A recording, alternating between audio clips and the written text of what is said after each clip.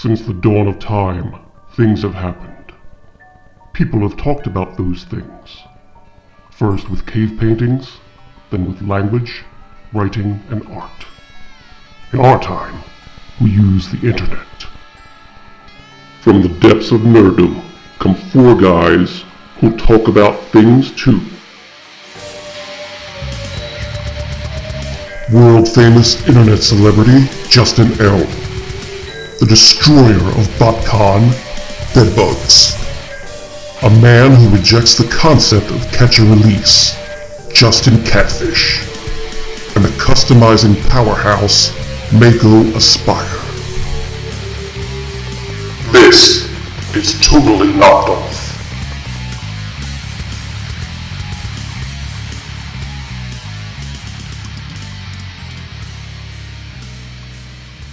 Good evening, everyone. This is Bedbugs, and welcome to TKO Podcast number 12. I don't know, how was your guys' week? It was fantastic. How was yours? Awesome.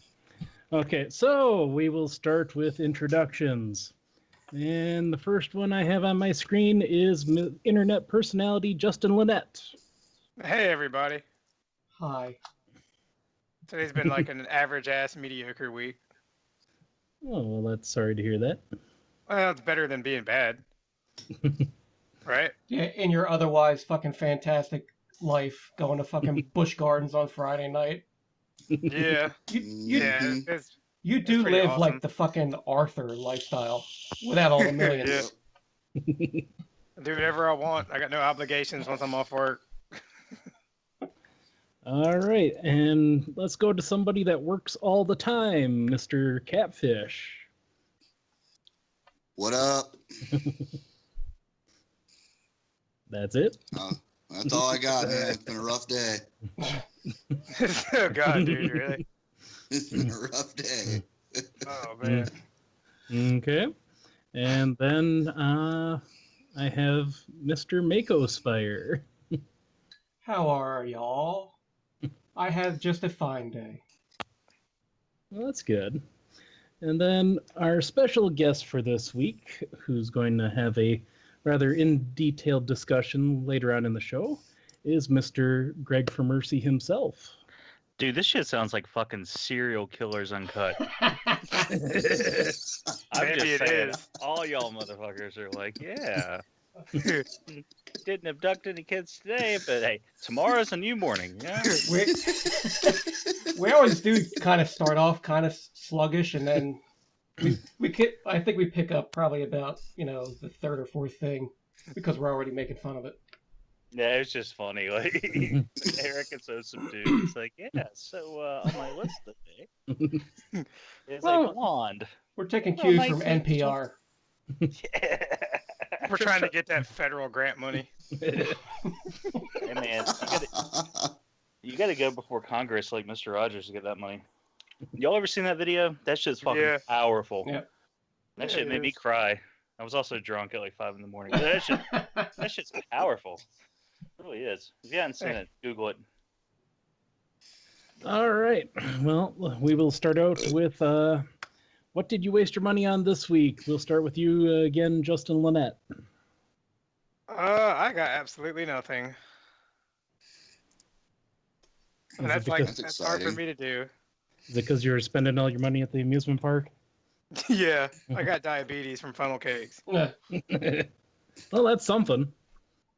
No, just, since I bought like a lot of what I wanted that's recent at TFCon, so like I haven't had much to get that's not out yet, or already out, I should say. Okay. I should have some good stuff in the next week or two. I did make a trade. Does that count? Sure. Where are you getting? I'm getting the Fans Toys grinder, the G2 one, the blue one. And what'd you sacrifice to the altar to get that?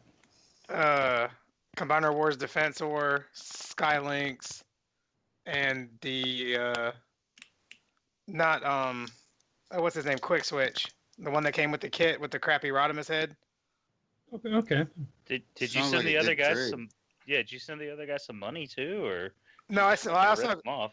No, I also gave him a mint on card Prime Starscream. No. And he also got my third party Hands and Feet. Oh, I remember that. Yeah, I remember you talking about that. Okay, Yeah, so that seems like a fair trade. Well, it's more worth a trade than what he was listing his for. Like, cause that's like a $10 figure. He only had it up for $165, and I told him I had all that. He's like, dude, I'll trade you straight. I'm like, and I still had to think about it for a couple of days. I hate getting rid of stuff, but man, I've been thinking about getting rid of some of my chug that I don't mess with. I mostly just keep the IDW stuff, but like that Skylinks is a joke. Yeah. Well, I mean, it's great until next week when he gets it, and then I'm gonna say it's a joke. But he seems really happy with the trade, and I'm pretty happy with the trade because I got rid of some stuff and I got something I would have spent money for. So. Okay. All right. How about you, Catfish? You get anything this week? I didn't get any Transformers, but I got some Kingdom Hearts figures from Walgreens last night. So who makes those? I think Diamond Select. I don't know. I never heard of them, but they're okay. They were $10 a piece. They look like the video game characters, and they got okay paint on them. They're pretty cool. Now, go ahead, Greg. What's the articulation like on those? Yeah, it's stiff. It's just really hard plastic, but I mean they move around. They're not bad. What Diamond Select makes the Marvel, not Legends. What's the other one? The ones that they sell at the Disney store. Marvel. Fuck. The ones that have limited articulation, so they don't compete with Hasbro. Yeah, I mean they're. But they look a lot sure. nicer. Yeah. And they look good. I mean they'll do their job. I got a Mickey and a Sora and a Pluto for like $20. That Pluto's fucking money. Dude, I don't even know what the fuck you're talking about right now. It's a video game. It's a video game. Okay. It's like it's cool. Like if you're into the video game, it's cool. If you're not, it's cool. Yeah, my wife loves that game. I enjoyed watching her play it, but I never played it much until I had to beat a boss for her. Chris, have you ever? Oh yeah. The fucking Mickey Mouse is in it? Yeah, have you ever played Final Fantasy? Because it's just Disney and Final Fantasy mixed together, basically. No. Have you ever done anything fun before? No. Basically, the premise of the game is what would happen if two of the largest entertainment companies in the world just started throwing money at each other. Oh. Pretty much. What Kingdom Hearts is. So are these figures? Are they more like statues, or are they actually action figures? Oh no, they're action figures. They've got some articulation. Pluto, he can only move his head though. But he's got a big old goofy smile on his face. And is he like his own figure, or is he part of a set? he's his own figure. Or no, he comes with Mickey. Okay. Now you say he's got a goofy smile on his face. Is it a goofy smile or is it a fucking Pluto smile? Which is it? Well, Pluto's always got a big goofy smile, so it's a Pluto smile. Okay. Is it a Mako smile? Kind of.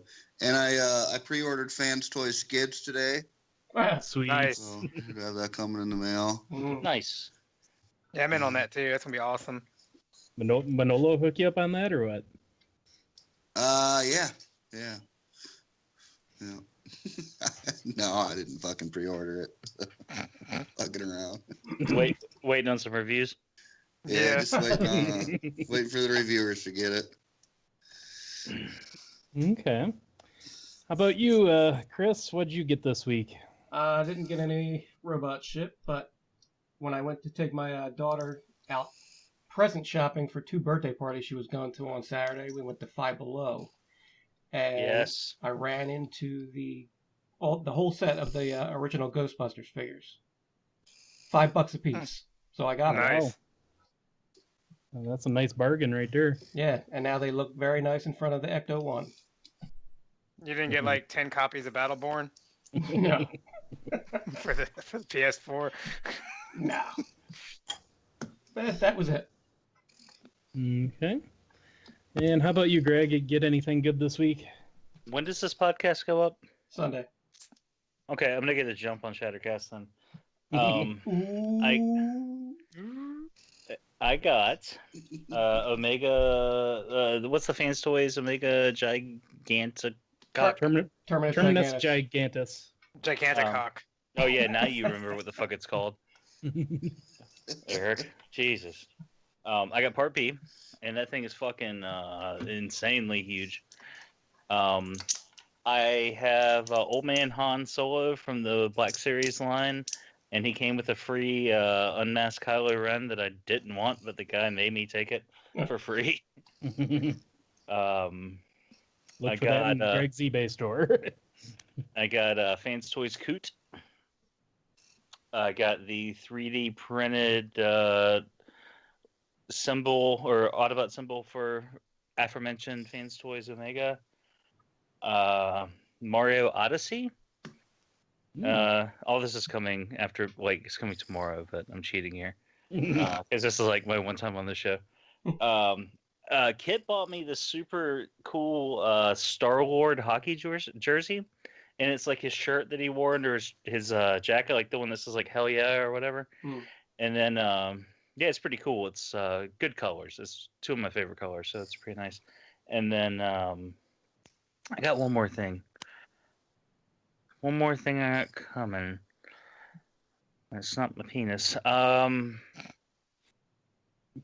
Shit, I don't remember. I think that's it, actually. Oh, yeah, and Stranger Things 2. I got Stranger Things 2 coming on at midnight, so or season 2, rather. Yes. I found out I went to high school with the guys, the Duffer Brothers, and I had no fucking clue. They were like 2 grades below me, and they're from Durham, North Carolina, and went to Jordan High School. And I don't have a fucking yearbook. All my yearbooks are gone. Like, I lost them over the years. So I'm trying to, like, find a yearbook to see if, like, I recognize them. Did you, like, used to take their lunch money and buy vodka with it? No. Actually, I didn't drink in high school. I didn't really care much for drinking. I was more of an LSD nice kind of guy. And GHB, if you know what that is. I did both of those drugs a lot in high school. But that's about it. I smoked a little pot, but, yeah. I didn't really smoke pot or drink until after high school. Did you ever do DMT? I did DMT 2002. I did DMT once, and it was a very interesting experience. Did you see all the little people and they come up and hug you and shit? No, we got like a minuscule amount, and a buddy of mine and I both hit it at the same time, and he went under the coffee table in like a fetal position, and I apparently just got up with a sense of purpose and walked out the fucking door. And the next thing I remember is I was 3 blocks away at the tattoo shop sitting on the couch. The tattoo shop that I used to frequent. I used to work underneath, and I hung out there, got all my stuff done. And I was like, I asked them about it later, and they're like, yeah, you just walked in, sat on the couch, and started watching TV. Like, you were like, yeah, it's normal, I guess. Like, Friday night. Like, what else is he going to do? And they didn't think anything of it. They were just like, hey, and I didn't say anything to them. And they're like, okay. And they just went back to doing what they were doing. All right. So that's my one experience with that particular substance. Yeah. This is going to be a fun episode, I can already tell. Yeah, it is. Okay, as for me, I also have a goose egg. I didn't get anything. I've been too busy to even do any shopping. So I guess with that, we will move on to the news. So we have more images of MMC's MP scaled cliff jumper. Looking good. Yay. Yeah, that thing's so bought. Oh, yeah. Yeah, it's red. I mean, it's definitely red. It looks like a little penny racer too, which is great. It looks better in color than it did in black. See, now when I look at it, it obviously shares a lot of engineering cues with Bumblebee. But, I mean, at that scale and that form factor, there's probably not much you can do. You know, the wheels have to come out here. It's like Grimlock. If you do a good Grimlock, his ass is going to transform very similar. Yeah. Mm-hmm. And it looks good. You know, at this size, there's not a lot they can do. Well, Go ahead, man. No, you go ahead. It's your show. Well, I was just gonna say his head's not all fucked up either, like all the other ones we've ever had. Yeah. This Like one the Ace actually looks Toys had like 3 fucked up heads it came with. I think the reasoning behind the design cues was because traditionally he's kind of matched Bumblebee in robot mode, but not so much in vehicle mode. So I think that and you can tell the engineering somewhat different, but they did put forth that effort to make sure that he kind of matched the Bumblebee. That was from talking to someone affiliated with MMC, that was something that was really important.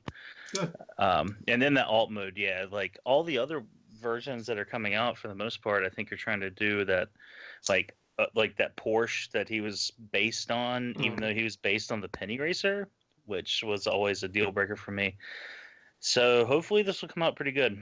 It looks good. I mean, I'm liking it. That the head size is a little weird for me, but hopefully that'll all kind of come out in the wash, so to speak. Should be bigger or smaller? I don't know. I honestly don't think there's anything wrong with it. I think it's just looking at it in pictures versus looking at it in hand. I do like how they managed to cover up the forearms, which is something that the Takara Bumblebee did not do. But it's neither here nor there. And it looks like he's got plenty of accessories. So I know a lot of people. This is the one they're waiting on. The character, not necessarily the toy, to finish up. So. Do you think this is final colors? No, probably not. Because it looks right, but it looks like it's missing something too. Oh no, it's probably just like a test shot, and it might have basic paint on it. But I'm sure it's like the. But was it 3 weeks ago? We saw the Fans Hobby Power Master Prime. And everybody's like, "Oh, that looks so boring," and then all of a sudden painted. They posted the one with all the fucking paint and chrome and shit, and everybody's fucking jizzing in their pants over it. Yeah, I think it's just probably. I'm still wearing those pants. Because they're stuck. I can't take them off. Yeah, they're stuck on. I can't get them off. I don't want to peel off all my pubes. When you walk. Oh my god. When you walk, does it make the? No, it sounds like I'm crunching tinfoil. Or crunching Doritos. Gross. Well, and those bumper what are those two red things in that first picture beside the bazooka? The skis. Are they those are the skis? Oh yeah, I remember that dumb shit. Yeah, well, that's cool though. That bumper's definitely unpainted, for sure. Yeah. It'd be cool if you could stick a little penny in there. Oh, that would be cool, actually. I like it. That other head, the alternate head, looks like it might be a little bigger too, or a little less tapered, like it might be flat on the bottom. Maybe. Looks like the same fucking head, man. You like the same fucking head, man. Yeah. So, how many repaints do you think they're gonna get out of this? 3. 16. I hope we get a chrome G2 one too. Yeah, there you go. That'd be fucking sick. I could see them doing that since the G2 Bumblebee was already released. And then doing a yellow one. Yeah, calling him B2. Or it's Hubcap, right? Or was it Bumble Jumper? Well, no, there was a yellow Cliff Jumper and a red Bumblebee, and then there was Cliff Jumper or Bumble Jumper, and then there was Hubcap. That was the Bumblebee. Hubcap was the Porsche, also though, wasn't he? Yes. Maybe. Yeah. I think so. If I wasn't lazy, I could get up and go check. It is. Too many mini bots. Porsche I want 928. all of them though. Oh man, I'm choking on all the bullshit. Excuse me, I just swallowed it wrong. I apologize. Okay, so everyone is in on Cliff Jumper here, even JC, even though you don't collect MPs. I am, actually. Yep. Okay. Well, he could be just a big ass chug Cliff Jumper. Yeah, I use the MP Bumblebee for my chug collection. He works just fine. Okay, well then we will move on to our next news story, and that would be the Make Toys Coneheads, the remold of the Howling Meteor. Oh, It looks great. look at that shit. It's beautiful. So the prototype we have images of looks like it's Dirge. Yep. I'm guessing they probably already have the thrust and ramjet wings designed as well. So do you think this is going to be an individual release, or are they going to do a 3-pack? They ain't never gonna do a 3-pack. No. You're gonna be buying these individually. Hell no.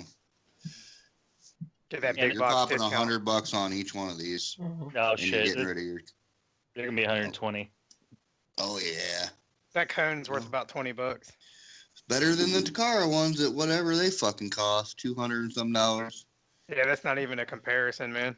I That's might actually funny you said that, Lynette, because that's what we sell in Shattercast. That cone and those wings is gonna be an extra $20. All that plastic. Spoiler alert. Well, not really, because we don't come out till Sunday. I might man, have he to looks get great. one of them. It looks like the cartoon, man. And so does the. I hope one of these comes with a lighter face for Starscream. That's like my only hang up with the Starscream is his face is like so dark you can barely see it. Yeah, but that's cartoon accurate. No, I know it is. I know because I looked at my Takara one too. It's dark. So you like these because they're super G1 accurate, but you don't like the Starscream face because it's too G1 accurate? Well, it works great on a TV or on a screen because that's like lit. But when you have the figure on the shelf, like without direct lighting on the head, like you can barely see his face. Why don't you get some lights then, man? No, I got You're at a good pawn shop. I got good lights. I do got good lights. I'm just saying, like, until I put him in my display, I couldn't see his face. But like, it does You're look. just being racist. No. Yeah, this sounds like some O.J. Simpson Time magazine cover shit. I don't know. I just wish it was just like 1% lighter, like just barely. Why not 5%? Because I'm not racist like you. Oh.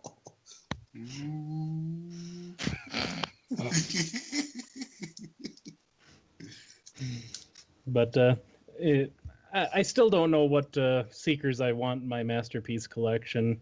You want these. I'm still sitting with an incomplete official set, and it's like, do I want to replace the ones I got and get the whole line of these? I don't know. I say sell the ones you got at Dairy Con and pick these up because these look way nicer, man. Well, I have a complete knockoff set. What do I do? I just throw them in the dumpster and buy some new ones. I already sold all the extra parts. I sold the stands and shit. Nice. Maximizing profits. Yeah, dude. I mean, I could sell them like $40 a piece, I guess, but I might just keep them as jet modes. Yeah, I paid for all my Tour World figures with the stands. I'm joking. They make some nice stands, man. They need to get into stand business.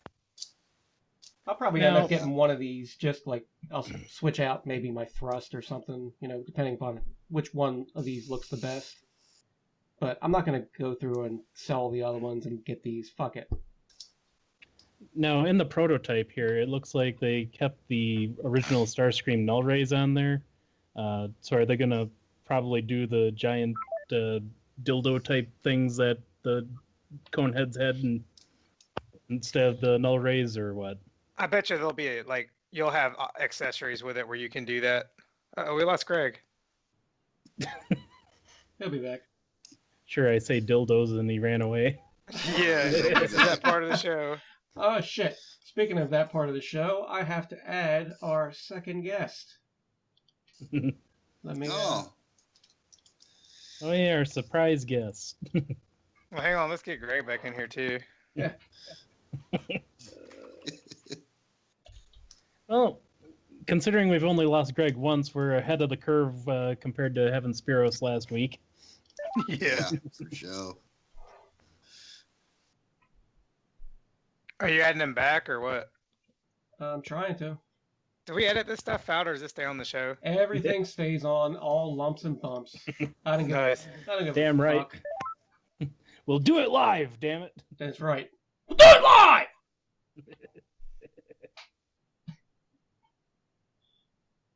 I wonder if Greg's just sitting there talking to himself, thinking he's talking to us. He's like, where are you guys? There he is. Sorry about that. It's all right. That's all right. Is your computer clean now?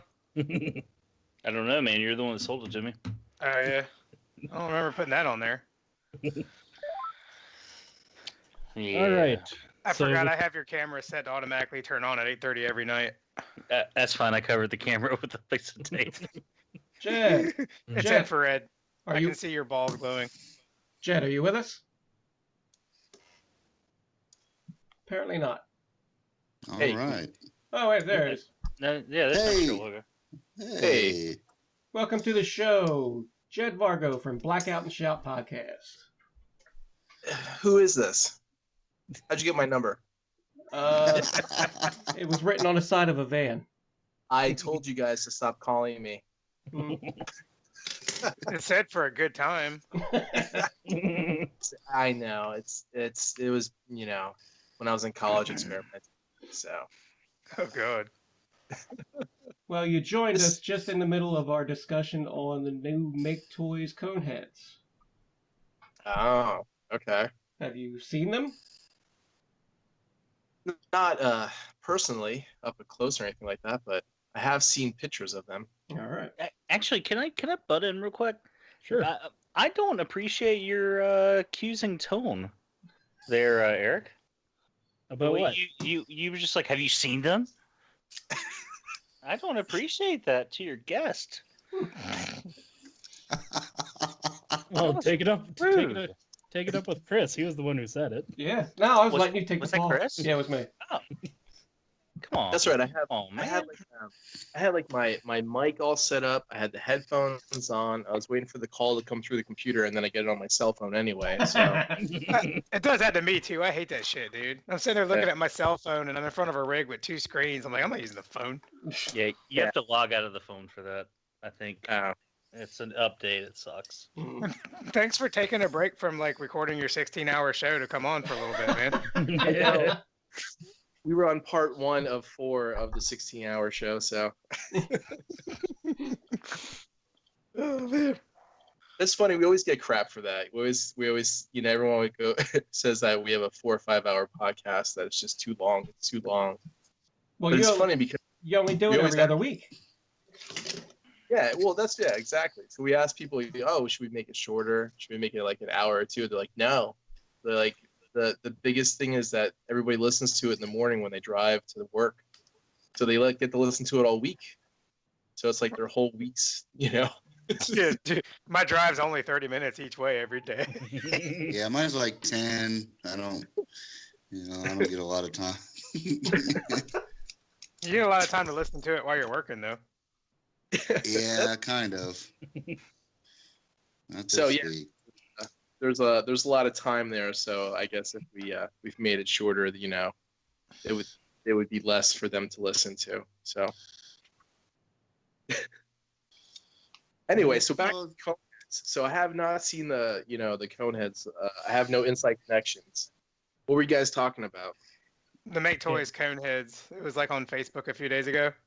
The Make you were in Toys the Make Toys said- prototype of Dirge. You said you were in the middle of a conversation. What were you guys specifically talking? Oh, We're well. talking about how much we like to stick our penises in this figure. Pretty much. Which part, jet mode or robot mode? It's got 2 holes. It's got 2 afterburners in jet mode, bud. This is true. I'm a little bit bigger than a fucking NECA stand, so gonna have to use them thrusters. You turn the wings backwards so that way it's harder going in. I'm waiting for thrust, man. Get that VTOL, get that going on. There you All go. right. So, So I think everybody's buying this.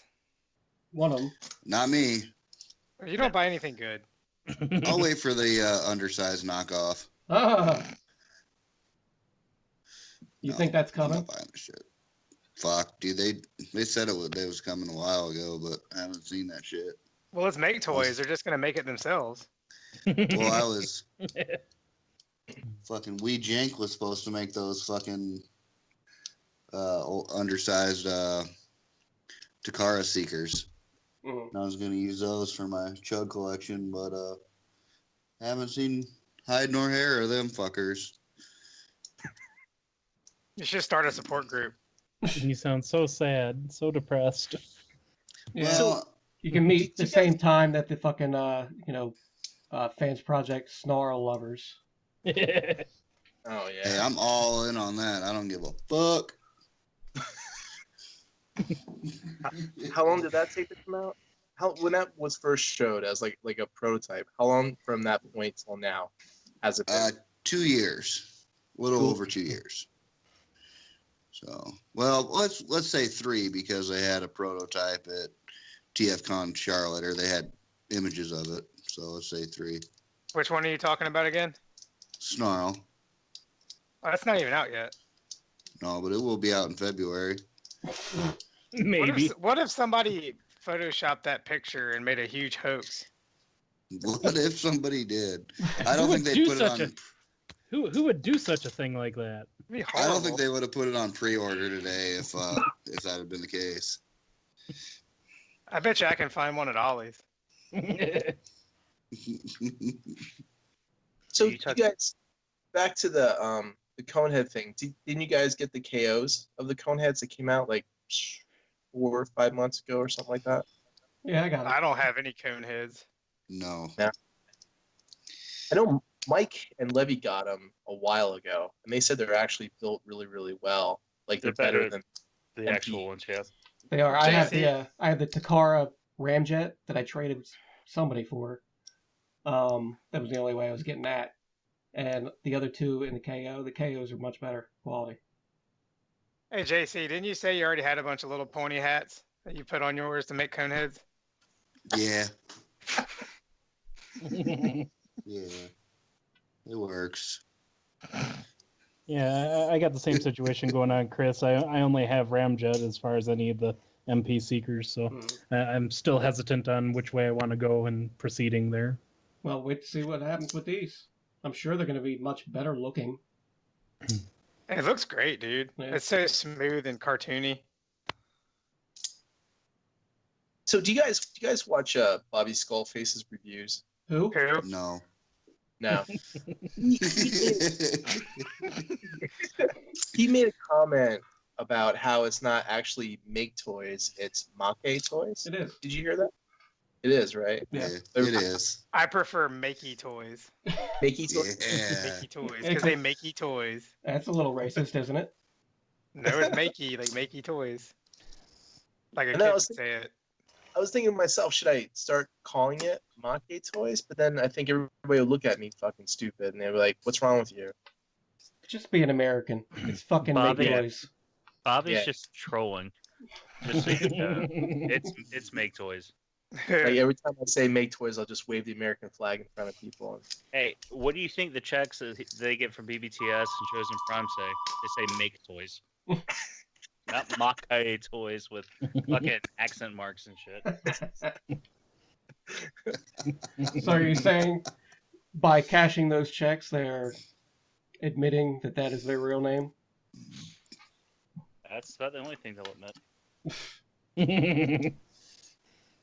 With the Japanese Chinese company with a Japanese website. Come on. Or Chinese Canadian company, apparently.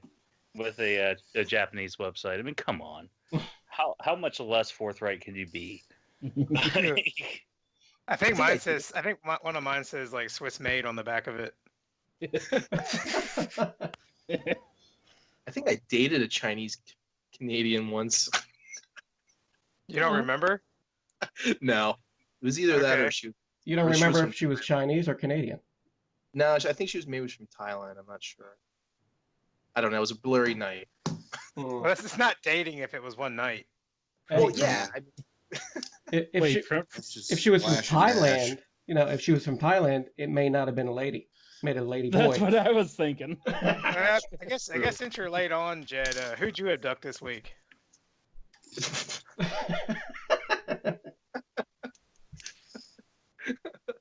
Who did I abduct this week? Yeah. As Well, in. Well, you said dating, and then you said I don't know. It was like one night, you know. Oh yeah, it was. Yeah, it was. Yeah, it was kind of like a blurry thing. She was a hairdresser, got my haircut, and then there was tequila, and I don't remember anything after that. Oh shit! So you swung that whole getting your hair cut into like she's rubbing her fucking thigh or leg on your thigh, and you turn that into a fucking play. Yeah, basically. Sweet. It was Nice. yeah, never went back again to whatever mall that was.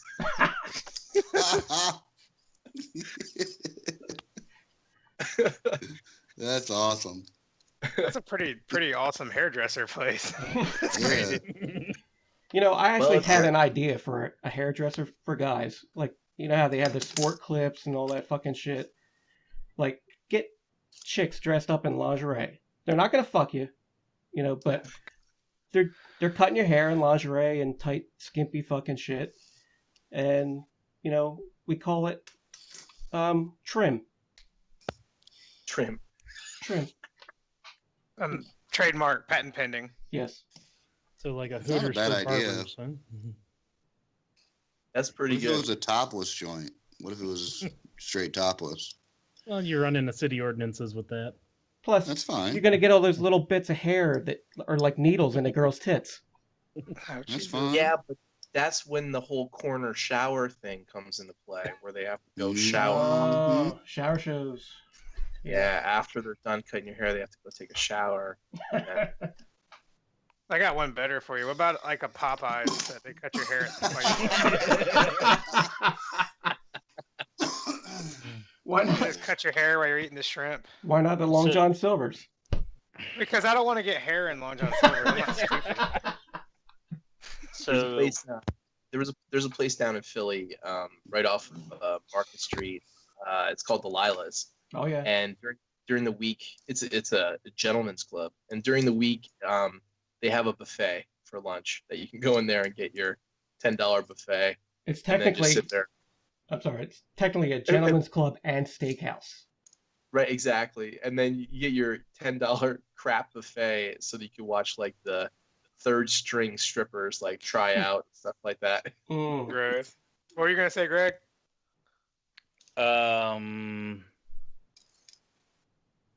what was I gonna say? Uh, Oh, I was gonna say, yeah, you get your hair cut, and then payment is you run the chicken to the other restaurant next door. True. You know what, man? I've said it before. I'll say it again. I would pay like $12 if you made Popeye's chicken even better in a sandwich. Yeah. Me and Loretta went there to eat. 2 people. It was like $20 fucking anyways. It's not like that's much of that crazy of a markup. Mhm. It was good though. It was real good. Hey. Real quick, listen. Do you guys like buffalo chicken cheesesteaks? Of course. No, No. That No. sounds like an abomination. Sounds good. It no, sounds fuck good. no. It's Hell fucking no. delicious. I want if I don't want nothing but cow in my cheesesteak.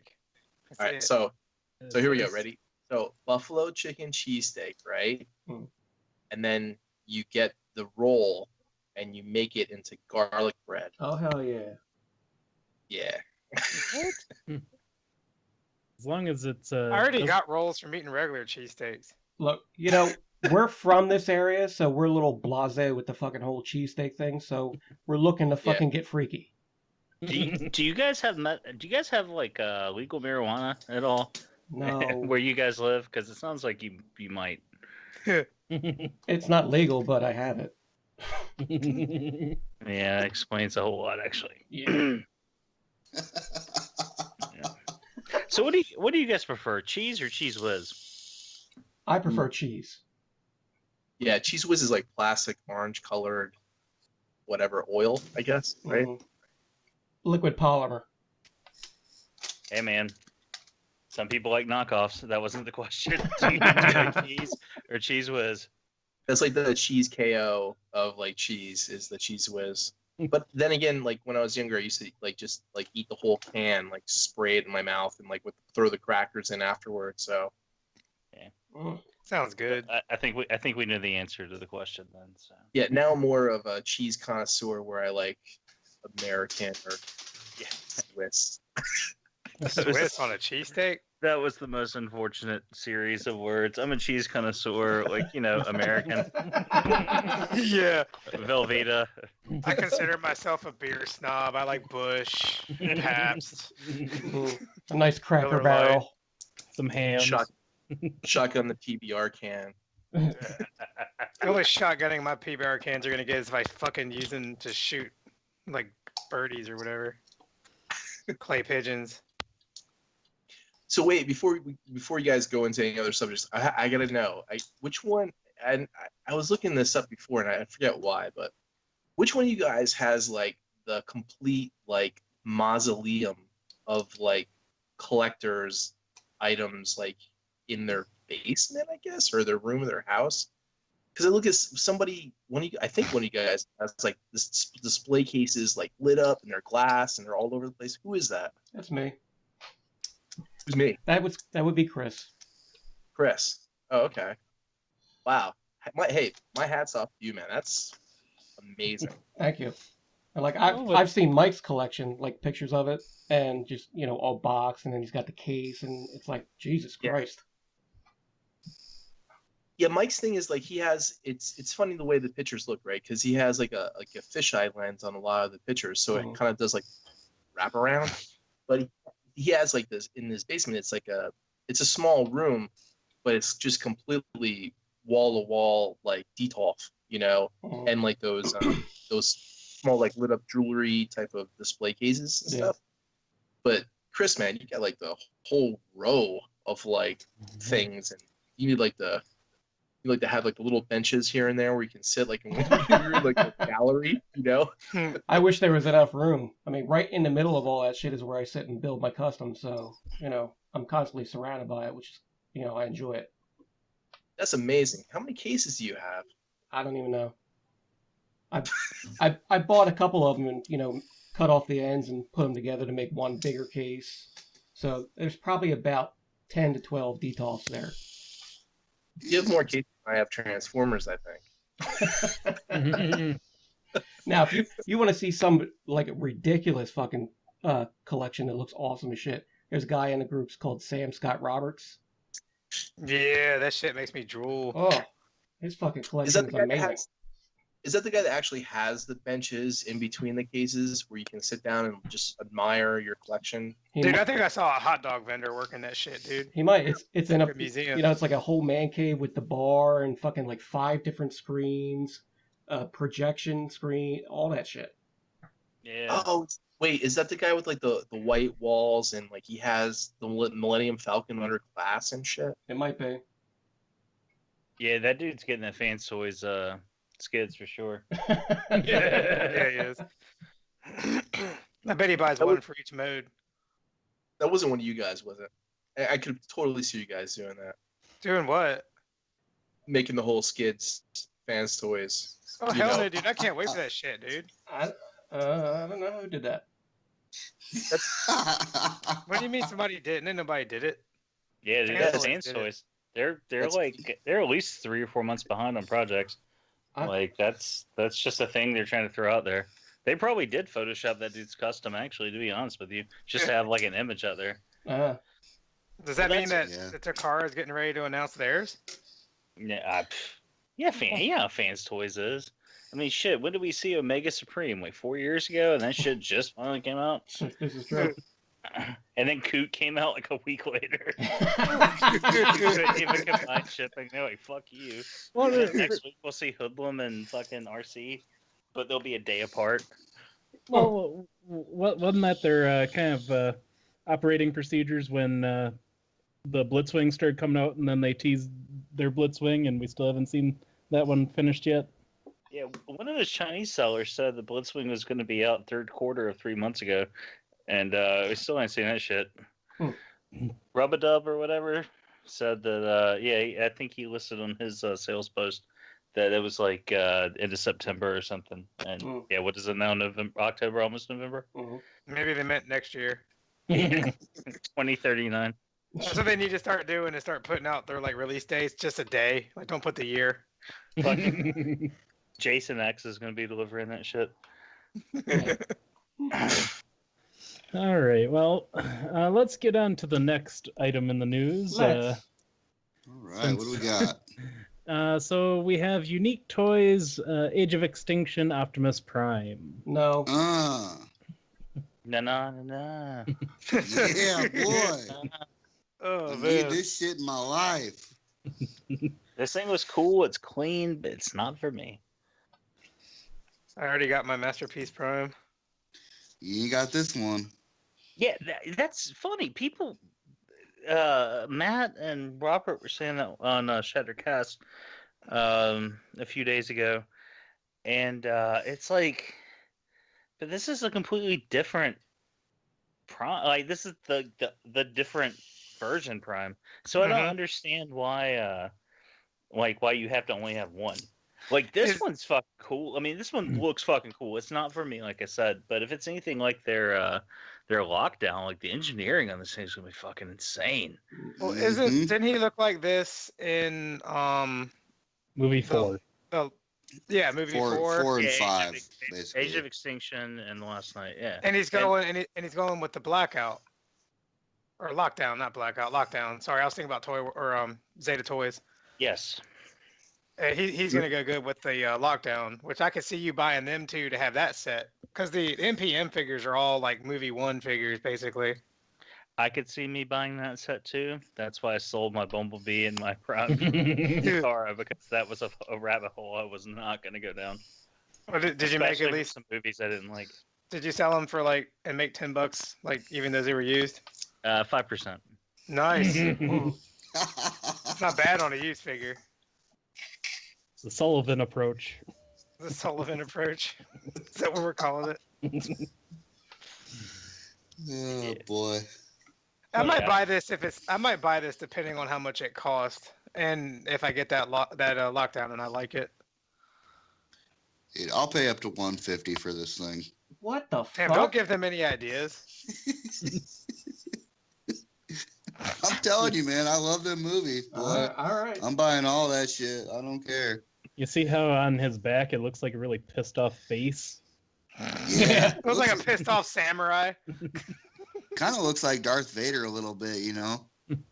Oh, you know what? That was said last night too, but I don't see it. Even though it does look like Anakin Skywalker with the eyebrows, like from the prequel, or not the prequel, The but Clone Wars? No, before Lucas fucking chopped it all up. Oh, Looks like his back is trying to eat his own ass. It looks like when Luke took his mask off and he actually had eyebrows on it. Yeah. The fucking the Conehead Vader, the Conehead Vader with the fucking scar on the top. Yeah, Volcano Head, as I used to call him when I was a kid. Yeah, I can't unsee it. Like it just looks like Vader on the back to me. It just looks like a waste of $150. Don't fucking worry about my $150. Hashtag not my Optimus. Yeah. I bought worse toys for more money, I can tell you that. So do you guys have like a specific range of like what you collect, or do you just fucking collect everything? I fucking collect everything. That's because you're a whore. Yeah. I'm a dirty Transformer slut.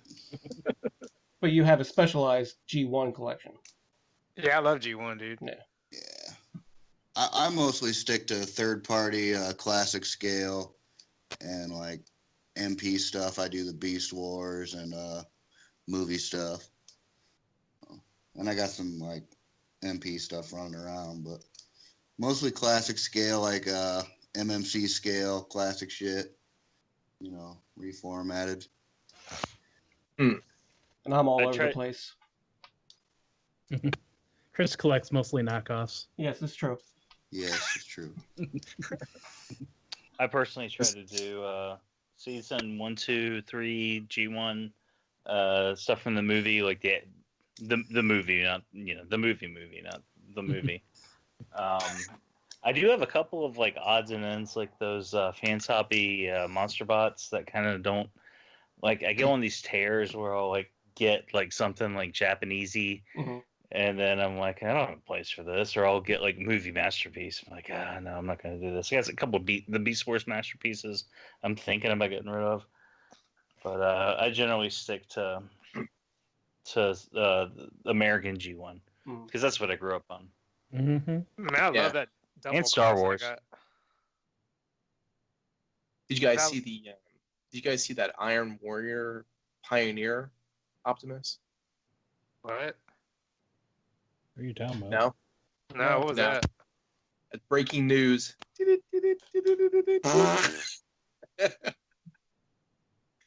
Yeah, look it up. It's called Iron Warrior. It's called Pioneer. I think it's a Japanese release. It's very, very like mech Cybertronian type of Optimus Prime. Hold on. Yeah, I'm sorry. I didn't want to like hijack your podcast. Like stop everybody from talking while you're. You can't hijack a runaway train. The only thing that came up for me was some Warhammer 40K thing. All right, let me. You know what? This is what I'm gonna do. Here we go. Let's do. I got a ratchet. A ratchet came up. Yeah, let's use the power of the internet here. Hold on. I see Optimus Prime with Iron Man, and Iron Man's the same size. So if I add a file into your oh my god, it crashed. Hold on. It detonates the entire file. That's what you get for being a blasphemer. Talking about some fucking Iron Warrior or something. Where? Hold on. Let's see. I'm gonna try to beat you to the punch here. Yeah, I don't see anything here. Let me use the power of Google. Is that working? Yeah, there we go. Chris, it's in your Skype. All right, hold on. Don't send it to him. He's gonna smoke it all. Let me see if I can send it to the podcast. The chat. Hold on, I got it. I'm gonna put it. Yeah, see if there we go. That. Yeah. You guys get it? And it looks like Prime. I got it. Yeah, it kind of does. It's Prime. I'd buy that. Not that one, but I'd buy Prime. Oh, yeah, I saw that earlier. Yeah, I didn't realize that's what you're talking about. Yeah, I'd buy a third-party Prime. I'd do third-party Prime. That's like my second favorite show. Mm-hmm. Now, is the gimmick that it's metal? I don't know. I like that they opted with the blaster transformed out like that instead of having the hand. Mm. That does look nice. Now, is that like a little statue-y action figure, or does it transform? I have no idea. I just don't saw look the like picture.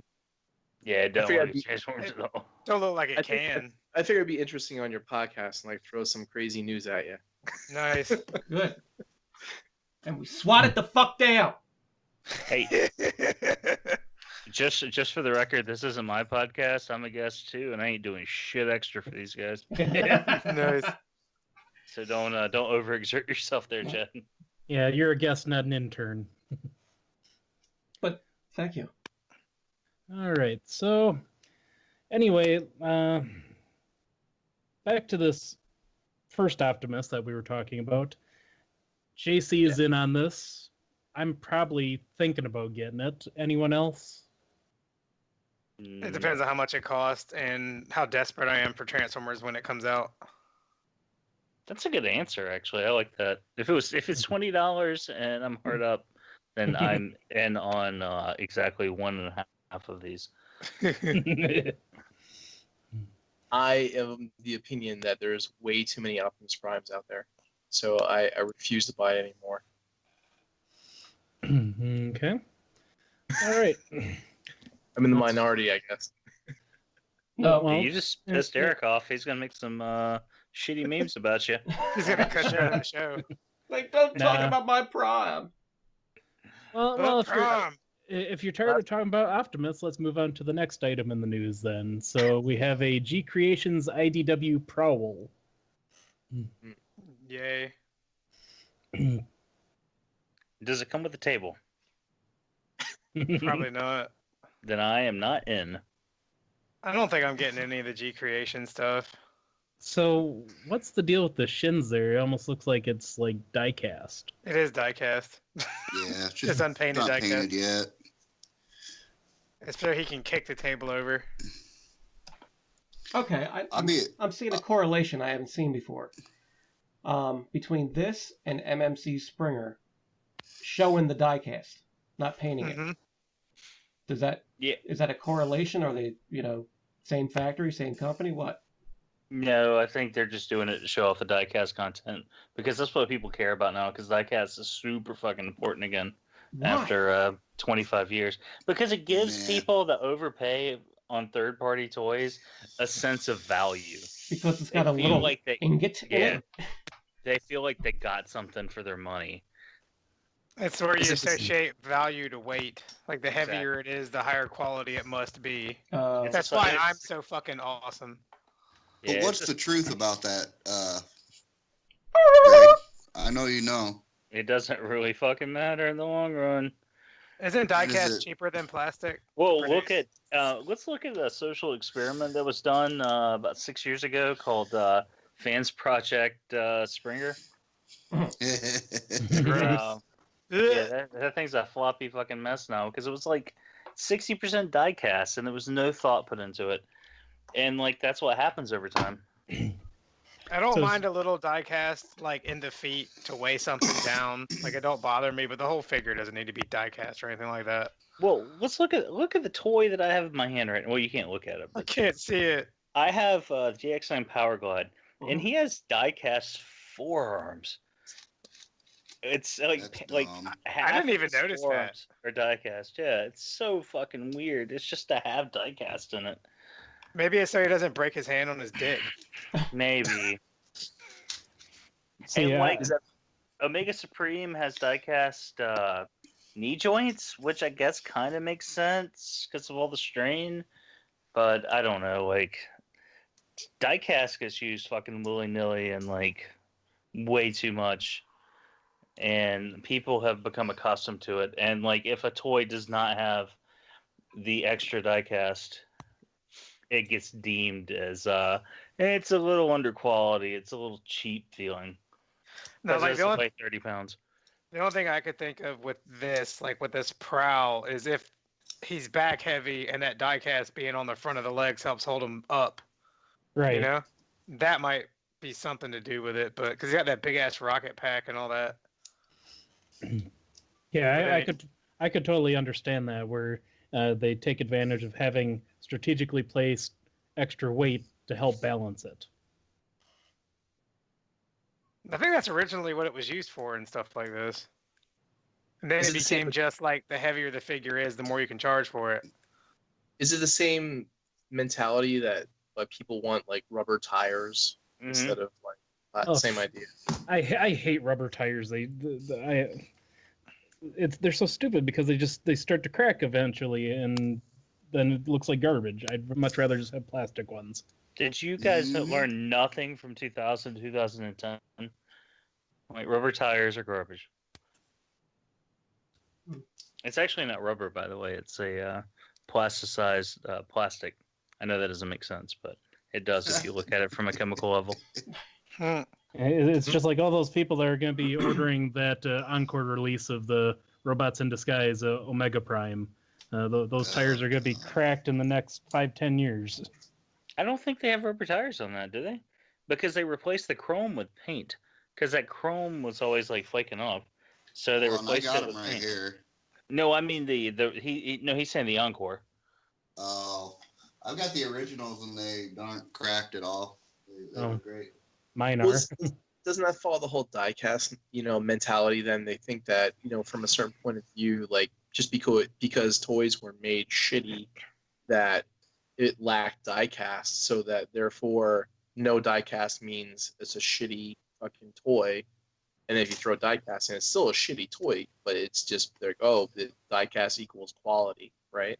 Yeah, well, look at MP36 Megatron. Like it had well-placed diecast, and even Shockwave, it was well-placed diecast. It was where it needed to be. It gave it a little bit of heft, and people were like, "Oh, it's shitty quality because it doesn't have more diecast parts." People were already bitching about like the panels and all that on Megatron. So imagine if 40% of those panels were diecast. Yeah, like, chip too. Yeah, it's just like chips. So much chip paint, I could see it already. I'm looking around my room, man, and like a lot of my favorite third-party shit is shit that doesn't have any diecast in it. Yeah. And like not because it doesn't have it, but because it's just a good figure. And if it's a good figure, it'll work if you just make it out of plastic. Yeah. I Like, got a toy in my hand right now. Like Carnifex don't have any damn die casting. He's great. Yeah. So Isn't that, True. isn't that mostly like just pewter and tin anyway? And fucking, if you're getting it from like China, it's probably like high in lead too, I guess. It's the same nickel- shit that fishing bobbers are made out of. Nickel, lead, and aluminum, I think, are the primary composites of die-cast.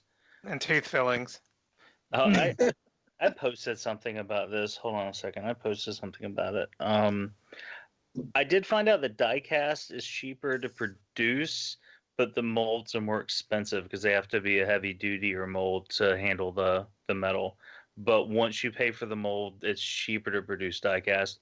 So I think companies that are looking to do multiple runs, it's actually cheaper for them to use die-cast than it is to use plastic in the long run, if they plan on doing multiple runs of a figure. Which is why I think you look at something like Cesium from Perfect Fusion in a Fans Toys box. They were only going to do one run on that figure, and that's why there's not a lot of die-cast, because they didn't need to pay all the extra. They just use that mold and run it like one time. That's it. So that's what those melting vats were in Unicron. Die-cast vats. Exactly. That's why the sweeps and them were so powerful. No, it's just really bad stomach acid, and he was trying to drop in some Tums. Zinc, aluminum, and sometimes copper. Actually, excuse me, I take it back. So lead and iron are actually removed. Those are actually considered to be impurities. So it's zinc and aluminum, primarily. Makes sense. Iron would be too heavy, and then lead's obviously poisonous. Yeah, lead's way too tasty. It's not like Fans Toys. Who cares? Yeah, You only got to buy the toy one time. exactly. And where they manufacture, their rules are a little wonky. That's why I was always wondering, like, about KOs. I heard like rumors about how sometimes sometimes companies use like highly toxic plastics to make their KOs. I was looking at a cloud at the Advent Children KO, because it's like $40 versus like $160. And most of this is basically exactly the same. But then I started reading about how there's a lot of toxic chemicals in some of those Chinese KOs. Well, Did you say you're buying knockoff children? Yeah, exactly. That's not good. well, if I develop dick cancer in the next 5 to 10 years, I'll let you know. Yeah, bad. Okay, so with this Pro, who is all in on this? No. Nobody answered his question, did they? About the plastics? Because I don't know. Like, I mean, I think that's a thing that comes from like not having the safety standards, and so people are automatically like, oh, it's lead paint and it's toxic plastics, and the Toxic Avenger himself is fucking casting the molds. Yeah. Tyler sent me a article about knockoffs using inferior plastics that cause cancer, and it was a pretty interesting read. And it seemed like it would be true, but I don't think it was like for toys per se, like third-party shit. It was more for like counterfeit products, like that you would buy on the streets of New York and shit. Knockoff tampons. Knockoff tampons, condoms, fucking. If you want toxic shock syndrome, that's how you get toxic shock syndrome. Yeah. Knockoff tampons. Yeah. BPA full, like baby bottles, and Well, most Chinese toys, from my understanding, that are produced for the Chinese market, like including some knockoffs, are made of cheaper plastics, but not like necessarily toxic plastics. It's just cheaper plastic because they're made to last the kids like interest level. Mm-hmm. So like they'll buy this cheap ass toy and then they'll break it and then they'll recycle it, and then that plastic will just be recycled into more cheap fucking toys. and that's just the way things work over there. I mean, I've never been to China, and I've never walked the streets of fucking Hong Kong and snatched a toy out of a child's hands and inspected it. You sound like you planned that out. That's I've heard that from more than one source. That's kind of the reason that Chinese knockoffs are like I mean, and I'm not talking about like Chikasa Tony. I'm talking about like the fucking KO reflector that's in the Easter basket at the drugstore. That's like shampoo bottle plastic. They use cheap plastic because the kid's gonna fucking lose interest in it in a month, or he's gonna break it, and then they just toss that shit in the recycling, and fucking it gets put right back in the system. Yep. So they're realist. Yeah, exactly. Yeah. They're not like us where we still have our shit. Yeah. Yeah, who the fuck's gonna collect Deformation Robot, Optimal Senior, Defecation Robot, Defecation Robot, and keep that collection until the fucking until they're like 50. You know? I bet Chris would. No. That Defecation Robot. Did you just drop a beer can? Maybe. Okay. Oh boy. Maybe that's what all the die-cast is for, the lead to block the toxic plastic. Like Superman's X-ray vision. Exactly. Yeah. It keeps the inspectors at the ports from seeing all the cancer. It blocks their radar.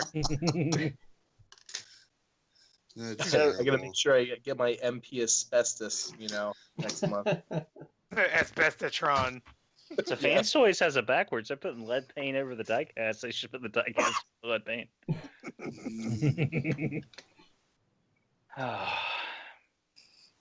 Man. What is all that noise, JC? What are you doing?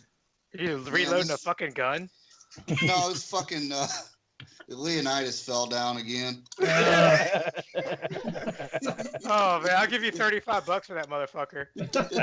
I told you that toy, and you got the version 2, right? Or 3? Yeah, or 7 I just got the new perfect one. It's so perfect that it can't stand up. I told you that toy is a piece of shit. Oh, and people that defend it, man, like that toy is terrible. Like, it's cool if you like prop it on something, like a couple of books, and then you just leave it alone, and the stand. But oh my god, I hated that figure. Perfect. You do it one of those like last minute decisions at TFCon where I wanted to spread some money around to a retailer, and I didn't. You mean it was I need to buy. It was the Sunday day drinking decision? Yeah, basically. I was like, fuck it, I'll grab this. Perfect effect, weak Anitas. It's got a lot of die cast in the feet. You sure they didn't put it in his fucking head? Oh man, like the feet, the legs will not, like if you move them at all, they just go right back down. Like, and it won't stand up, it'll just do the splits every time. Well, thank God it was only like $75, right? I wish. Yeah. Best $160 he ever spent. Right. It is. You could have bought a new vape chamber for that much. I'm good. My wife likes it, so it's cool. She likes Leonidas or whatever the hell his name is. Yeah, she thinks, oh, that one's pretty. It's a kitty. Like, it's a shitty kitty. Like, it's a piece of shit, but it's like, why? All your friends say it's a piece of shit, so you gotta be on board and say it's a piece of shit too? Like, no, goddammit, woman, the fucking thing won't stand up. That's exactly what she said to me. That is awesome. I need my wife to come in and like give me excuses to buy shitty toys. Do your wives know the names of your toys? Do they know the proper names? Fuck no. No. Mine probably. Mine might. My wife knows a lot of the names. I don't know if you guys caught the last podcast, but my wife was talking about how we were trying to break up a fight between our kids because she said they were fighting over the Dinobots. Do the voice. Do the voice. Hey! Stop fighting over those Dinobots! Give him back Slurp! Slurp? I take that back, man. My wife would, she would know the movie Transformers if she saw them. Because you forced her to watch the movie over and over again. No, because she likes Mark Wahlberg and Captain Lennox. Josh You know Duhamel. how it is. She likes them for different reasons than we do. Yeah, she's all about that life. She's thinking about them while she's with you. Mm-hmm. Do you got a Captain Lennox mask at home? No, but I do have a Matt Baldwin mask at home. Oh, I bet you do. When does he wear the underwear? Where's the music video? Who's ready for floor time? God, that makes it creepy. Yeah, it is very fucking creepy. You just made it bad. You're welcome. Thanks. Anyway. All right. Are we ready? Are we talking about Prowl still? Yeah. Sorta. Went on a tangent. I'm in on it if it scales with MMC shit.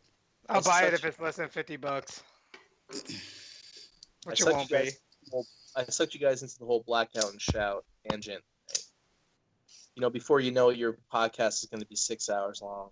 Nice. Mm-hmm. I think our longest show is like 2.5 hours so far. We try to keep it at an hour and a half, but it doesn't always work. Yeah, we're not going to hit that one this time. No. Mm-hmm. Now you have to be like, we have too big a guests on here. who's the other Okay. guest? Greg for Mercy. Oh, okay. See, he thought Greg was a regular. I did. Yeah. No. Greg's the one really holding this up at this point. Yeah. Holding it all together. All right, let's move the fuck on then. All right. All right. This one isn't in the show notes, but I am going to announce it anyway. Painter. Because our show is going to air Sunday, and the official announcement will be out tomorrow. But DairyCon 2017 will be April 6th and 7th. Is that what that is? I know it's that 6th Friday. and 7th or 7th and 8th, one of the two. Anyway. You heard it here first, kids.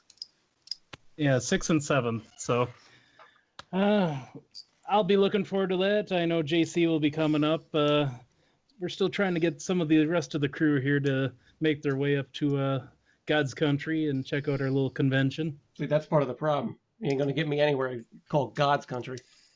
Yeah, last time I heard that, I almost got like hung. It's not good. Well, if you want to come to the world's longest running Transformers convention, this would be the one to come to. Indeed. Yeah, but what about if you want to drink milk from a carton? You can also get milk from a carton here. You can. It's a little harder to find, but you can still get it from a carton. Dude, do y'all have laws like our liquor stores where they can give you the carton milk, but it has to be inside of a bag? Oh my god. Brown bag in the milk. Wisconsin is like a fucking alien planet. Nice. Is it? What part of Canada is that in? Basically. Yeah, we're on the other side of the lake from the rest of the mainland Canada. Do y'all like recognize the Queen as a leader figure? Do y'all have fancy cheeses that fancy people like American? Yep. Colby cheese came from Wisconsin. But we will have TKO will have a pretty big presence at the convention. We'll have a nice big table. We'll have some sales up. We'll be doing a live broadcast. So stop by and see us. We know we got a lot of DairyCon listeners. So yeah, if you've ever wanted to buy exclusives from a dead show, you can meet Edbugs up there. He's got plenty of them left for you. But yeah, and if you want to come out, hang out with Hanny from Agabus, he's always there. And so if you weren't able to make it to TFCon out on the East Coast, is he a sponsor? No, but he might as well be. Is he the big guns that comes in there? yeah. Well, he's really the only big retailer that will come.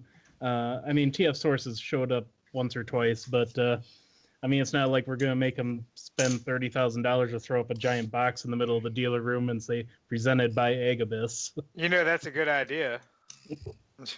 Make some money. Mm. I'd love to go there, man. I It's a still very might. fun little convention. I'd like to be able to. I like to fly up there if I'm gonna do that, though. Well, and this year's theme, because we've been doing themes, we have a 3-year set here, and last year's was ninjas. Well, this year we're doing pirates. Are you talking about? Nice. Are you talking about Bangkok? Yeah. Oh, okay. No, he's talking about DairyCon. It's in Canada or something. Same difference. Yeah. What's the name of the venue? It's at the Cow Palace.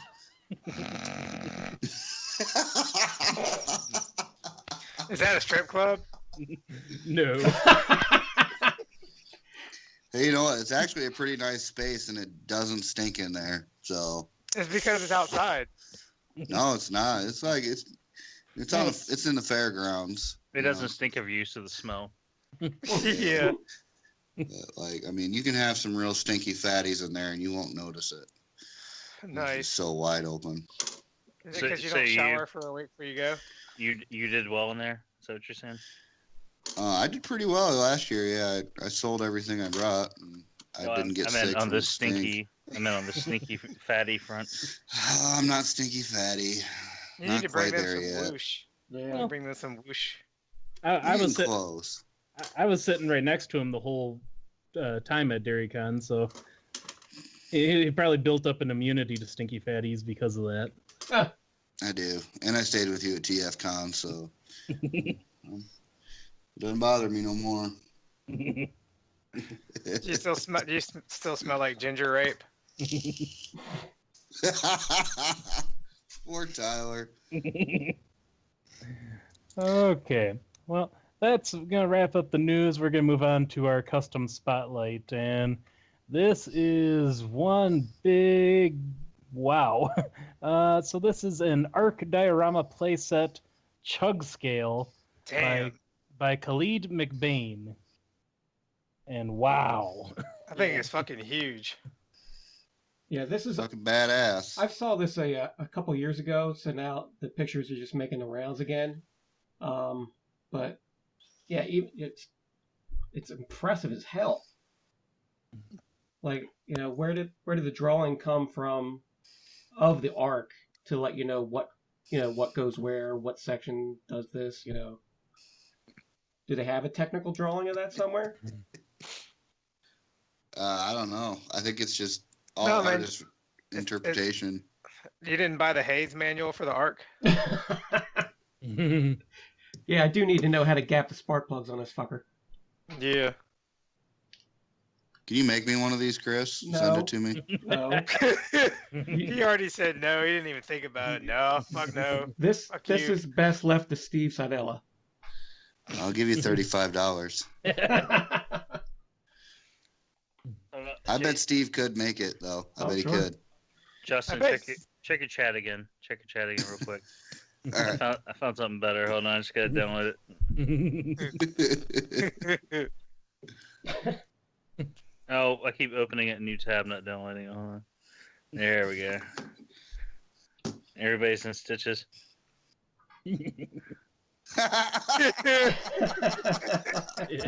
What the fuck, man?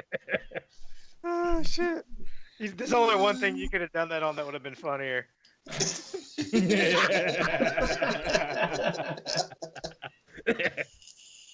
Oh man! It looks like it should be saying, "My name is Luca.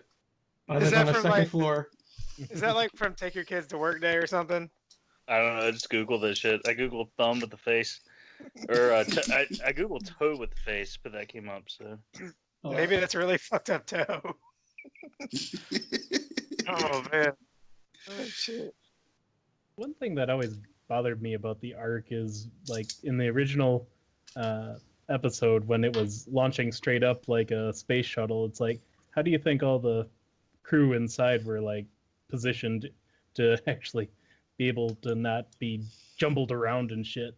Well, Maybe easy. they were stuck in their seats. We understand that, you know, from the 1980 movie Airplane, that you assume the positions, and those positions are draped whatever way, and, you know, flipping over the side of the chair, you know. So that's how those are the positions they'd be in.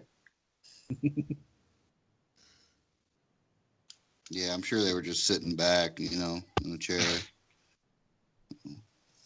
Yeah, I'm more worried about how all those giant robots got in the spaceship than I am how the spaceship took off. But Yeah. that's just me, I guess. Why didn't the spaceship transform?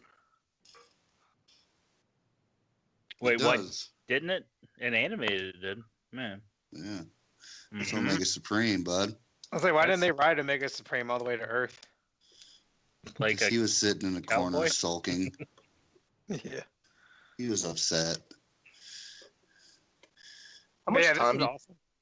How much time do you think went into that? About 100,000 hours.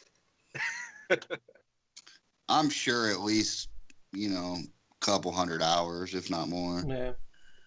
Yeah, I can't make anything. We know. Yeah. I can't even contribute. All right, so fantastic job. So who's Shout in out for to this? that dude. Yeah, who's That's in pretty for cool. this? I don't I'm quote in Chuck, for it. so I'm not in for it. But it looks cool as fuck. If you gave me one of these, I'd collect the hell out of some chug just to fill it. Mm. I'd like to have one of these for the damn Legends figures, man. That'd be cool. Yeah, it would. It wouldn't have to be as big either. Or it could be, and you just make it more detailed. This thing already looks like it's like 4 foot long, dude. 4 or 5 foot long. Shit, it's easy. It's at least 6. It's huge. Okay. Well, kudos to him, and now we are going to move on to Knockoff Corner. Yay! It's a whole box of shit. Look at this thing. So our first victim is the Masterpiece tape bots in a box set. So you get your knockoff Frenzy, Rumble, Ravage, Ratbat, Buzzsaw, and Laserbeak. I bought these particular tapes loose from because I sold all mine, and I bought this whole set loose from the box Soundwave set, and these are fucking garbage. Oh, that sucks. Garbage. Like the molds don't Really? fit together right. Yeah, the paint falls off. The chrome. It's just like the old KO tapes. These are shit. I sent these back for a refund. This is like if they were that this bad. is like if Pabst did a holiday set of like variety of beers. Yeah, this is like if your drunk uncle fucking pissed in a bunch of jars and tried to tell you it was a set of holiday beers. I thought we weren't going to talk about that. Well, it happened. So Just like then, JL, you didn't have a choice. Oh shit! yeah, it's what happens in Vegas, not what happens at Kitty Hawk. I wonder if you put these I wonder if you put these tapes in a little tape recorder, if it just like plays the screams of like children working in a factory, losing their fingers and shit. It just plays this funeral dirge with like crying. So we already have input on how shitty these are then. Yeah, I can't imagine they improved the molds. So what we have right here is the same exact tapes that we always see, right? Like Laserbeak, Ravage, Buzzsaw and stuff. But what if they were like Eject and Rewind and Steeljaw and like even some crazy ones like Stripe or like. Well, Hasbro hasn't made those yet, so there's nothing to knock off. I mean, like, would you buy them though if they were the KOs, even though they were crap, but the ones that haven't been really out there as much? You might as well just get the KFC ones then. Yeah. Might as well buy nothing then. And Hasbro or Takara has already shown. I mean, they have a Stripes and an enemy, right? Is that no? It's Stripes and somebody else, but it showed it's Stripes and enemy. Yeah, but they it did an shows enemy. they have an enemy. They have a Ram or Jesus God. Eject. That's a great. Steeljaw. Steeljaw mold, like in the works. So, like they're going to get to them eventually. Mm-hmm. Okay. Well, it was nice that we had somebody with first-hand experience with these KOs to tell us how shitty they were. All right, so on to our next knockoff. We have the Wei Zhang oversized knockoff Titans Returns Deluxes. Nobody cares. Is Is this new news? Like these have been, like they've been doing these for a while, haven't they? I'm sure this Well- isn't the Toys R Us Christmas catalog. No, the reason I put it in there is because they announced that they're doing the Decepticon ones now. Oh, okay, cool. Is that a RID figure? Yes. Well, that would be Oh, the next Jesus one. Christ. So then, in addition to that, it looks like Wei Jiang is offering Knockoff the new Robots in Disguise figures, so we can definitely see Bumblebee, Optimus, and was it Megatronus? Mhm. Yep.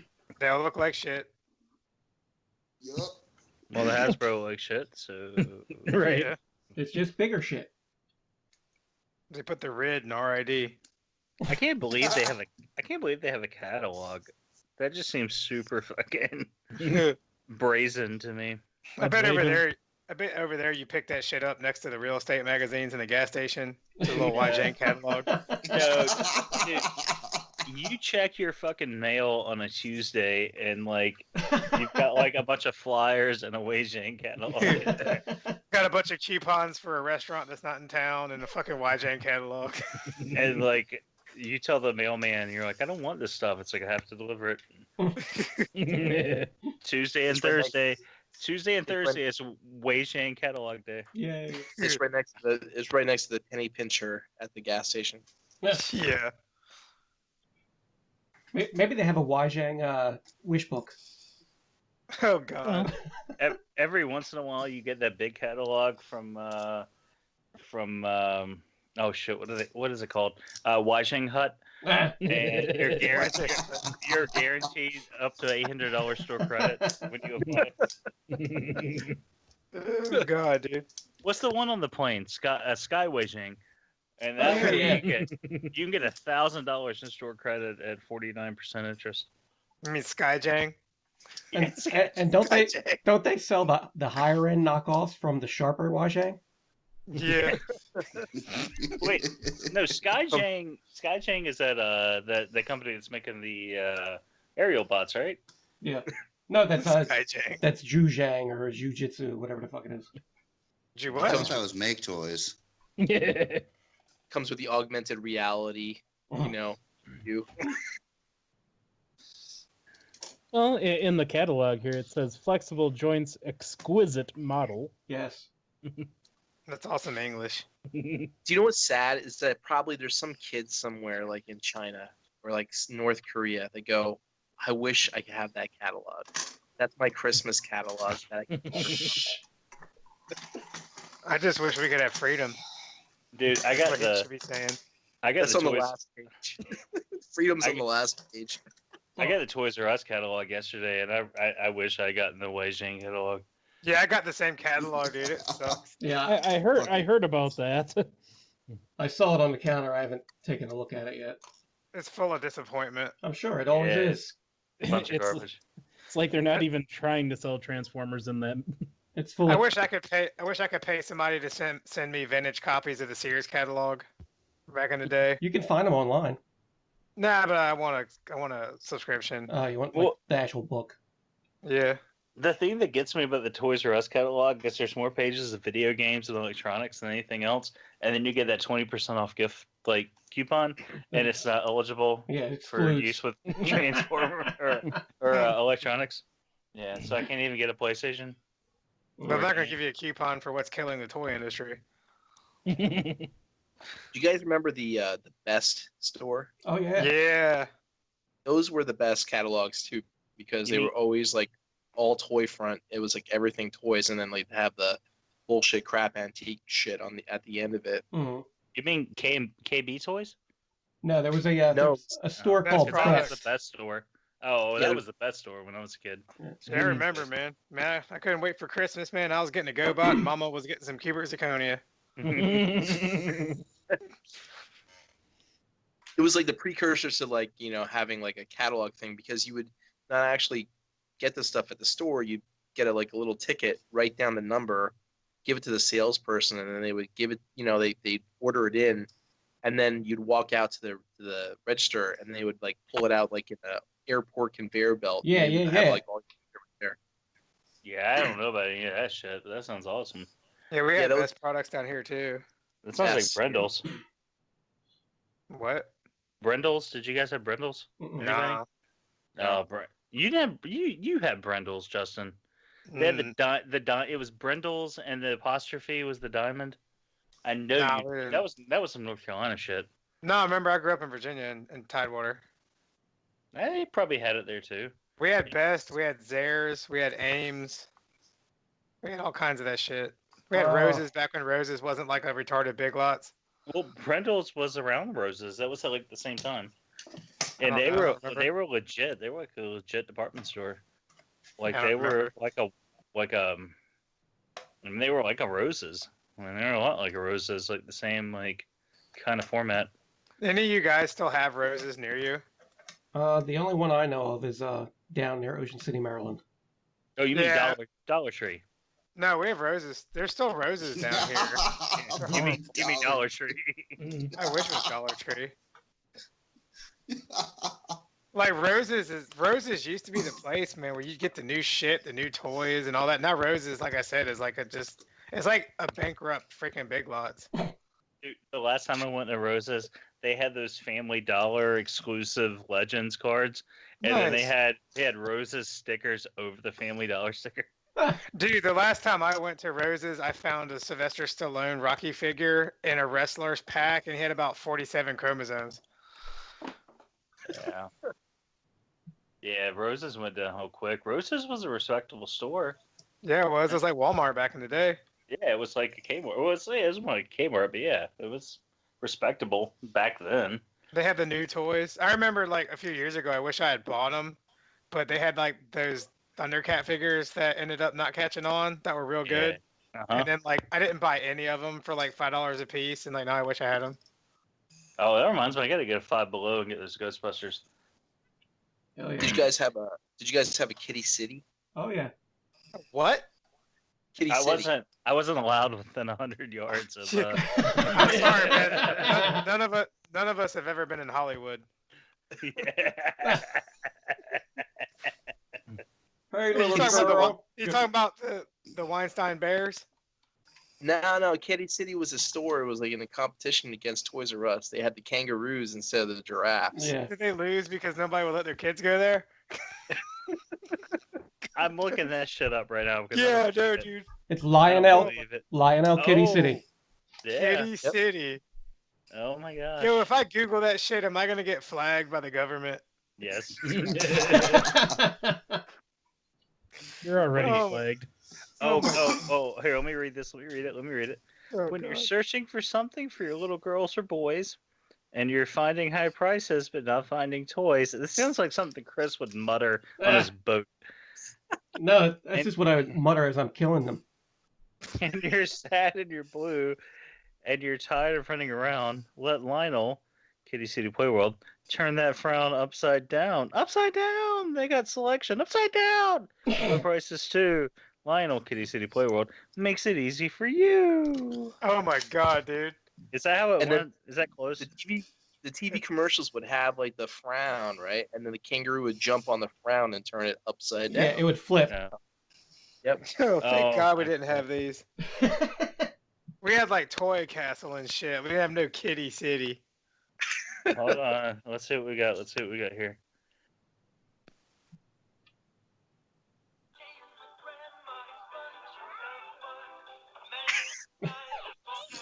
All right, hold on.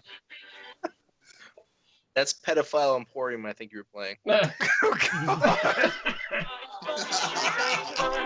Magic surprises for everyone. She takes you to places the best ones in town. The light of Kiddie City, turn that frown upside down. Upside down. The line of Kiddie City turn upside down.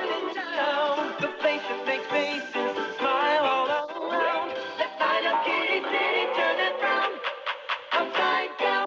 Yeah. That's God, straight yeah. 1986 Philly. It says they went out of business in '93. Probably. They wonder just avoided why. the commercials because no one remembers its own stuff. Oh my God, dude. That's like Oh. That's like Hill's department store in fucking Kennywood. That thing is horrible, dude. Yeah, it was. Jesus Christ. All right. We had one in North Carolina called Tons of Toys. Did you guys ever have that? Tons of Toys? No. No. I think it was a Big Lots toys, like a Big Lots kind of toy store. But man, I got all the He-Man from that shit. No, I just remember KB and Toy Castle, and like there's still Toy Castles. The buildings are still around. Actually, there's a fucking Dollar Tree in one of those. Oh, The shit. Toy Castle. They still have Tons of Toys apparently in New York. Wow. Yeah, we had a one-off toy store near me called Kiddie. Was it Kiddie World? Yeah, Kiddie World. But God knows. it was Jesus Christ. it was up on a hill, and it was shaped like a castle. And they painted the whole shields and all that shit on it. But it was like, every time you go past, you're like, oh my God, looking up the hill, like a mountain of toys. Hmm. I don't think Yeah, you we should had ever one of be able to. those. I don't think you should be able to use the word kitty in anything. Well, back then it was No. fucking pure, you asshole. Yeah, I guess. Or it was just hidden. Or or it was still just going on with the priests. I don't know. Oh God. Yeah, could be. Okay. All right. All So right. anyways, Yes! who's buying these knockoffs? Nobody. All right. Chester's buying them? Yeah. No. He likes Ironhide because it turns into a van. I might actually buy the Weird Wolf just so I can make that Fangry fucking custom. Oh, there you go. That'd be tight. Is Fangry like fucking angry abbreviated? Yeah. Okay. I'm going to give it what it deserves, which is silence. Okay. Okay. No. Speaking of silence. No, I'm just- All right. So now we're going to move on to JC's favorite part of the show, and that is Asshole of the Week. So why don't you take it away, JC? It's Well, I JC's couldn't- fucking vape. I didn't. That's all I hear the whole show.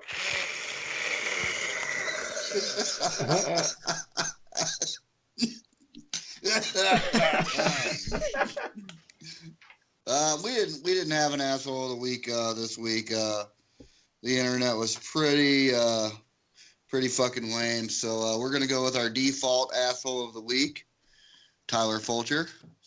Congratulations. So this week I fucked with him pretty hard. I joined about 16 online gay men's dating groups and added him to each group. He was fucking pissed. Oh So I shit. guess I'm the asshole. But Tyler, Yeah, you're the asshole. congratulations, you get asshole of the week again. Our first repeat winner. Yeah. To Tyler's be ahead fair- of Tyler's ahead of Nazis at this point.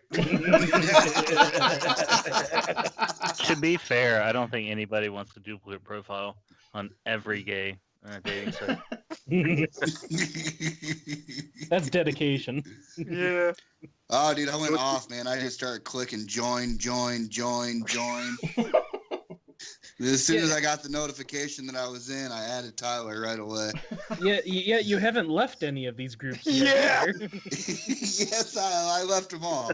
No, he didn't. I even bailed out of the flat Earth groups this week. I was fucking tired of it. I did too. I was done. Next week's asshole of the week is going to be JC's bloody asshole. You know what you gotta do? You have to sign them up for all the Army, Air Force, Marine recruitment sites. Shh. The war is only just beginning. Those guys never quit. They'll just keep calling you and calling you. He could He's young probably do enough. well in the army. He's still young enough to get right in there, man. Yeah, I mean, he could do it. No, He what, already- what you got to do is you got to make like a $5 donation to some charity and do it in his name and give him his give them his number, and they will call him all the fucking time looking for The donations. fucking good Like one for that Nambla. is St. Jude. Nambla. Oh, yeah. He's gonna end up blocking me at some point. Yeah. That's fine. I know where he lives. I do too. He knows where you live too, though. Yeah. Yeah, that's fine. I got dogs. Why do I keep getting this Nambla newsletter? I didn't even know there was an Ed, and Eddie cosplay club. Sounds horrible. We'll Only just, Kiddie City. Kid City. we'll just send him grinder fucking profiles. All right. Mm. Well, who are we grilling with these questions, or are we just gonna skip the questions this week? No, we got to do Greg. Yeah. Greg's our official guest. You can do Okay. me. Oh yeah, we're gonna do you Yeah. hard. All right, let's start with the barrage here. So, Mr. Sullivan, what is your preferred name or handle? Greg. All righty, and what year were you born? 1982, year of our Lord. And Savior. All right, what's your favorite sandwich? A traditional triple stack turkey ham bacon club. Ooh. Mhm. Nice choice. Toasted, of course. I'm not a barbarian. I'm not a heathen. How much mayo do you like on that? Light on the mayo, heavier on the mustard. Mm-hmm. All I'm no, right. I'm no savage. Sounds good. So, what's your favorite type of music? I've always been into more of the punk rock leanings, so I guess that. I do enjoy all types of music. Is there What's a your pre- least favorite? White power polka, actually. Is that Just- a thing? Maybe, I don't know, but if it is, that's my least favorite. I'm It sure. is. I'm sure Chris would know if it's a thing. Not. Okay, That was Weird Al's dark face. Oh god, dude. so is there a particular band or singer that is your personal favorite, or? I always hate to say favorite, because yeah, I don't know. I like a lot of different shit. Okay. All right. So, what got you into collecting or back into collecting? I stopped doing drugs. Good answer. That's the truth. Traded one addiction for another? Yep, exactly. A safer one. That Alright. plastic crack. Mm-hmm. It could have been worse. Could have been religion. Could have And been. at that point in your life, could you have imagined how much more drama you'd have in your life by trading drugs for toys? Fuck no. Absolutely not. That's a good follow-up question, Bucks. All right. So, what scale do you collect? Masterpiece, but I also collect 6-inch scale Star Wars Okay. and a few other things too. I have a few quarter scale NECA figures and a couple other randoms. Just like one-offs, some Gundams and things like that. Okay. And pops. So And pops. yeah. We have like Just a few. five or 600 pops. So yeah, that's a thing too. So do you just like stack those and build like another room out of those, like to make a wall? We've gotten creative.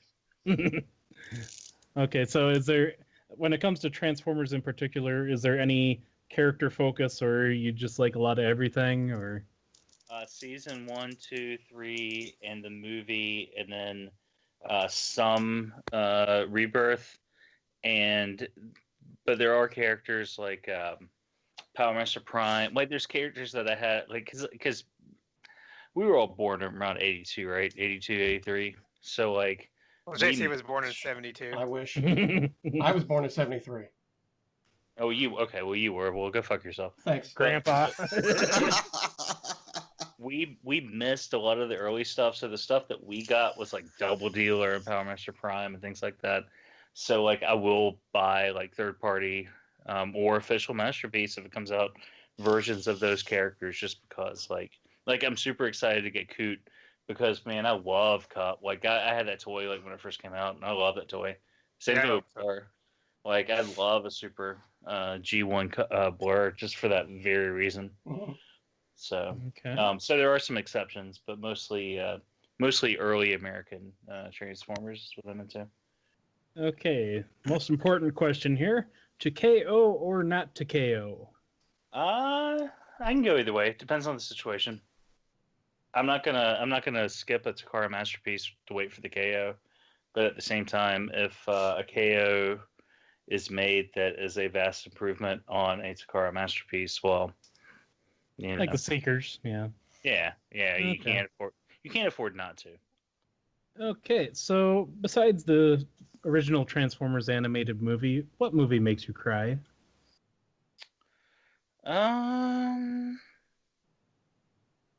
Star Wars. Mhm. Which one? It depends on how drunk I am. Good answer. Like, why is this fucking Jar Jar in this movie? Yeah, I Yeah. suppose they all make you cry, but for different reasons, huh? No, it's usually Empire, Return of the Jedi, or Force Awakens. It just depends on how drunk I am. Okay. So have you done anything untoward for your toy addiction? Give me a sec. Let me Google that. If that means blowjobs, then no. That could be included in that. I like how you guys are trying to be edgy there. No, I have not. Okay.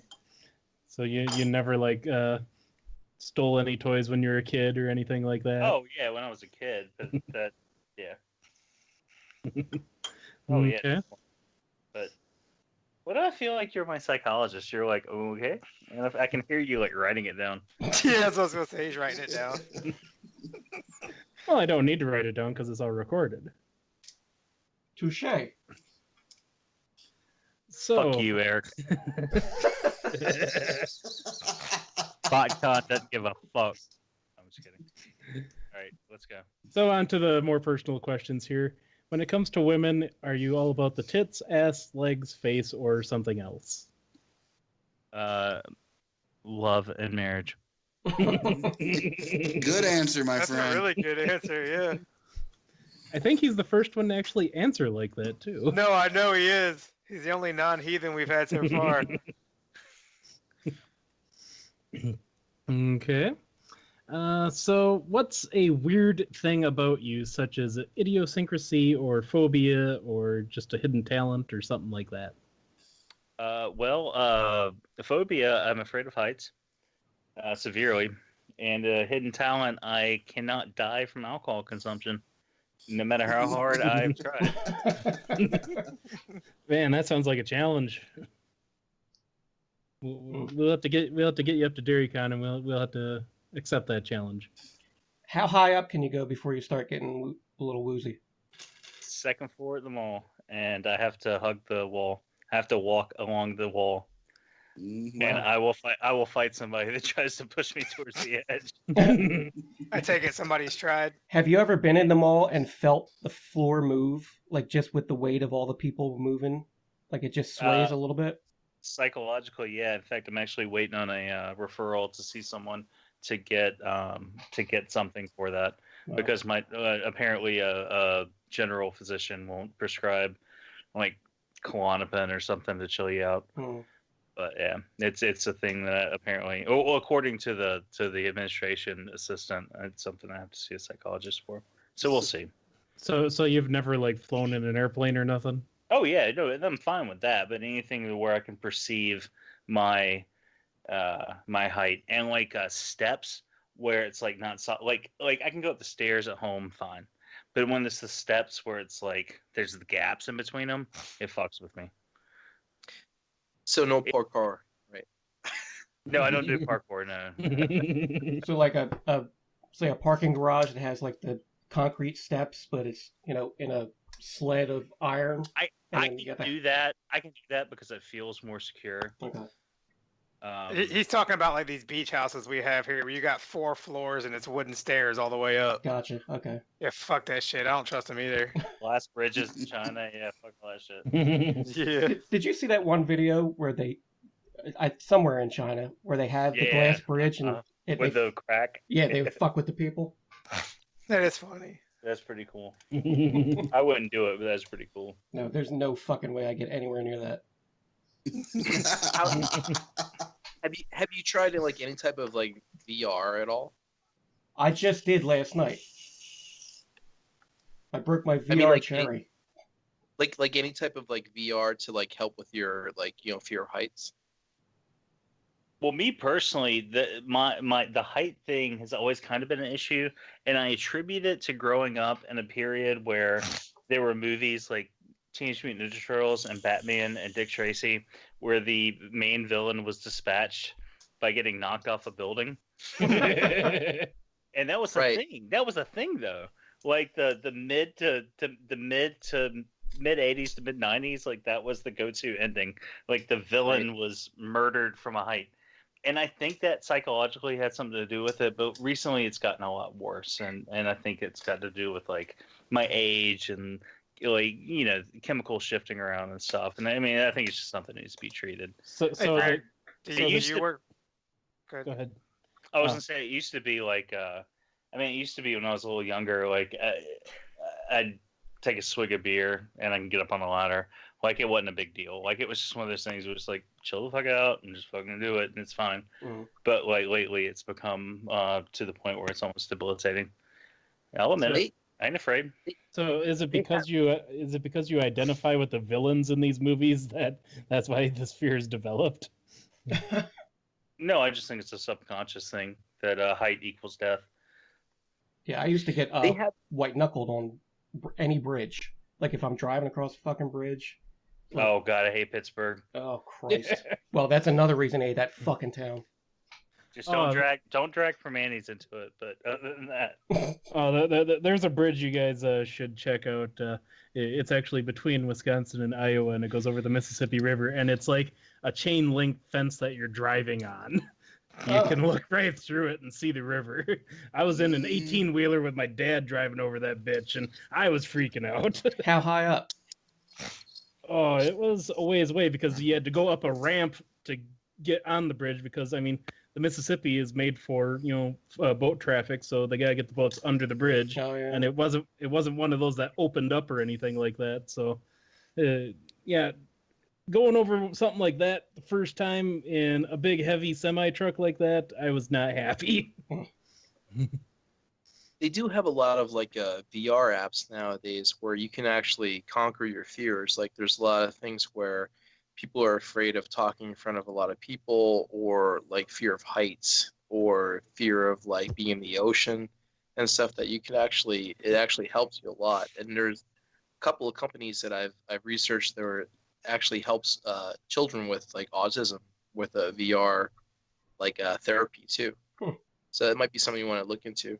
Hey, look one more, man. I'm an American. I get over my fears with drugs and good old-fashioned patriotism. No. And alcohol. And alcohol. Hell yeah! And alcohol. I was thinking VR. I just thought about Lawnmower Man. Hey, you guys remember that movie? Oh, Lawnmower Man? I remember it. I saw it in the theater. Chris, you were saying something though earlier when I said I hate Pittsburgh. Talking about driving over bridges. Mm-hmm. What were you saying? It's just every time I would go over a bridge for, I'd say, a good year straight, I would just lock up. I'd have to, just play tricks on my mind to just go. And most of the bridges around here go from PA to Delaware or, Jersey to PA. And they're only maybe about 3 to 4 miles long, which isn't really that long, but they're up a good 300-400 feet. Mm-hmm. And, small lanes, 2 lanes most times. Yep. Nah, it's not for me. Do you ever drive south, like to the southern states? No. where you go through West Virginia and all that. Oh my god, I hate that so much. The mountains. And then sometimes, like if you're driving, like during the middle of the day, the sun is in your eyes, and sometimes you can't see, and you're going through the mountains. That fucks with me so bad. That was our trip to and from TFCon. Yeah, I had JC take over the Indiana-Ohio border, and he did not like driving through the mountains, so he made me do it on the way back. Yeah. I love driving through the mountains, man. No, the up and down and around the curves, and like shit, like you see shit to your side, and I can only imagine how people do that. Like, especially people like us. Well, like I'm talking to Chris, like us, because it sounds like he has issues as well with issues, the driving and whatnot. Like people that do it in like the out west, and like in Colorado and shit, where they're like literally like 2 lanes on the side of the mountain with a guardrail and nothing. Like I can only fucking imagine that. Like that scares the shit out of me. Yeah, my wife and I went on a Italian vacation. We went for 2 weeks, toured the whole country, went over to Sicily, all that, and it was a bus, a big old tour bus full of old people, and we were the youngest fucking people on there. But you know, we made the best of it. You're the only ones with anything left to lose. Exactly. And the fucking roads and the bridges over there are the tiniest fucking things, and they're up unbelievably high. And I had to close my eyes. I couldn't look. So, speaking of closing your eyes and not looking, the last question on our list is what's your go-to sex position? Sleep. Mine too, buddy. All right, so that was our 13 questions with Greg, so thanks for that. And we're going to move on to our TKO girls. And our first one, I believe, belongs to Justin Lynette. Why do you think that's mine? It looks like pizza. Yeah. Shout out to Pizza Hut. It's my dinner. I didn't contribute nothing this week, and I went even lower and didn't even find a real picture, so I just sent you a picture of my dinner. Hold on, Jed. Nice. I'm gonna Although ever ever since I was a child, I have loved Pizza Hut Supreme Pan Pizza. It looks good. It is good, man. It's like pizza junk food. I love it. You ever eat at home? Dude, I cook all the time. You know that. It's just my wife is not home tonight, so I went and bought myself a little tiny pizza. Reheating Pizza Hut pizza isn't cooking at home. Yeah, true. we do actually cook a lot, but I just like tonight, like usually Thursday night, I go get something. Usually we go get tacos, but she wasn't with me, so I was like, I want Pizza Hut because she don't really care for it that much. Dude, I wanted a $5 hot and ready from Little Caesars so bad today. Do you remember the bacon one? The bacon crust Little Caesars pizza? I don't. I personally don't. That shit was it was just from like a year ago, 2 years ago. That shit was so good. Yeah, it was a deep dish pizza, and then it had bacon wrapped around the outside. Yeah, I don't often. Oh, I know what you're talking about. I think I did. Yeah. I saw that on like awfulfoods.com or something. It's not awful, dude. That was one of the tastiest shits I've ever had in my life. I grew up. We had a Little Caesars beside the Blockbuster in my hometown, and like we never ate that shit. And then I thought they went out of business, and then I moved to Ohio, and they had them in Kmart's, and then they had the $5 hot and ready. So, like the first year I lived here, we had tornadoes that knocked all the power out one summer. I can't remember what it was, but all the power was out for like 2 weeks. So we went and stayed at my boss's house while he was on vacation. And there was a Little Caesars, and that's the one that's by our office. And there was a Little Caesars, and we got a $5 hot and ready and like some breadsticks one day. And I was like, man, it's fucking good. And so like I've developed a taste for a $5 hot and ready. And that same Little Caesars, but it's just like you have to drive the opposite direction to get it. And then by the time we get home, it'd be cold, so I never do it. But one of these days, I'm going to go get a $5 hot and ready. So and it's at a liquor store. So. Which one do you get, Greg? Do you get the pepperoni or the sausage? We would get the cheese if we were just getting one, because Kit doesn't eat meat. but if we were getting 2, then I would get the pepperoni definitely. Nice. Yeah, I do enjoy. You're not gonna set me up to say what I was about to say. I do enjoy sausage once in a while, but it's not. I prefer pepperoni if I was gonna have one or the other. Let me guys tell you how old I am. I remember when Kmart used to have a cafeteria. Oh, I do too. Oh yeah, we used to go. Dude, there. ours had one till not long ago. We used to And go it there smelled every like popcorn. every Sunday. It was a diner. Yeah. Yep. You had the blue light special, and then you grab a tray. I think the one that we have, our Kmart here, it must have had one of the last ones because they had one less than like 3 years ago. And then it switched over to a Nathan's, and then it went out of business. The little restaurant there. Yeah, it was it was behind electronics, kind of, right? I mean, it was. I don't know if that was the typical layout, but yeah, it was like electronics, and then if you, like right beside the restaurant was like where you went for a layaway. Yeah. Yep. Yeah, it was right next to the Texas Instruments kiosk. I used to lay away the funnel cakes. Ours was actually back in behind women's underwear, which explains a lot. Well, that's kind of the Kmart in my hometown. It was women's underwear, and then it was school like backpacks and stuff, and then it was that, and then it was on the other side of the restaurant was electronics. Mm-hmm. And then they ended up bricking over most of it when they stopped doing the restaurant, and then that's where they started hanging TVs when flat screens came out. Ours was in the front, and they built a wall in front of it. I don't know what the hell's back there now. Yeah, the one we had in our town, it had the restaurant in it, but it was built in the mall. So I don't know if that affected how the store was set up compared to other Kmart's, but it shut down back in 2001, I think, is when it shut down, when Walmart finally came to town. Yeah, the Kmart in my hometown finally shut down a few years ago. I mean, I've been long gone. The closest Kmart here in Columbus shut down about 4 years ago. And when I went in that one, they had, it was a Little Caesars that served pretzels and popcorn and shit. But it was a Little Caesars. When you guys were younger, did your parents leave you at the electronics area and then go shopping on their own and meet up with you later? No, not my mom. She saw that fucking little Adam Walsh movie, and that was it.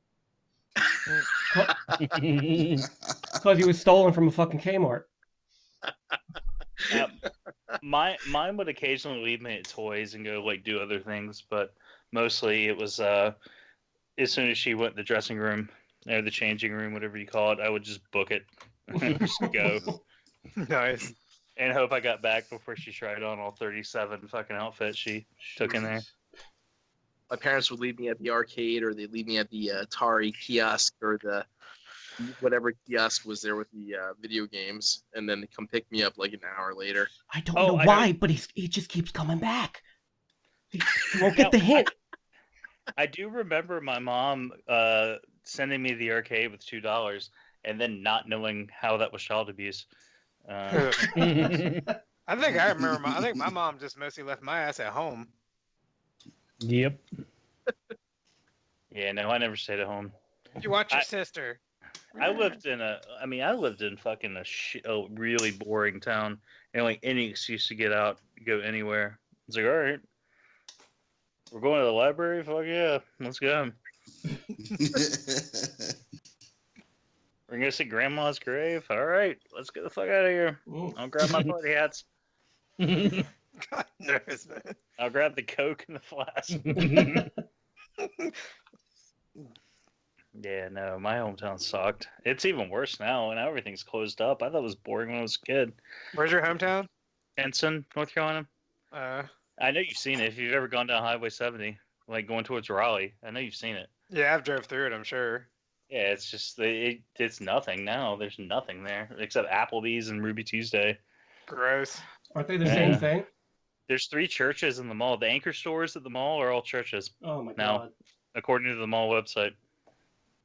I think I saw that mall on YouTube, dude. You might have. Like a dead malls or whatever. Vernon Park Mall.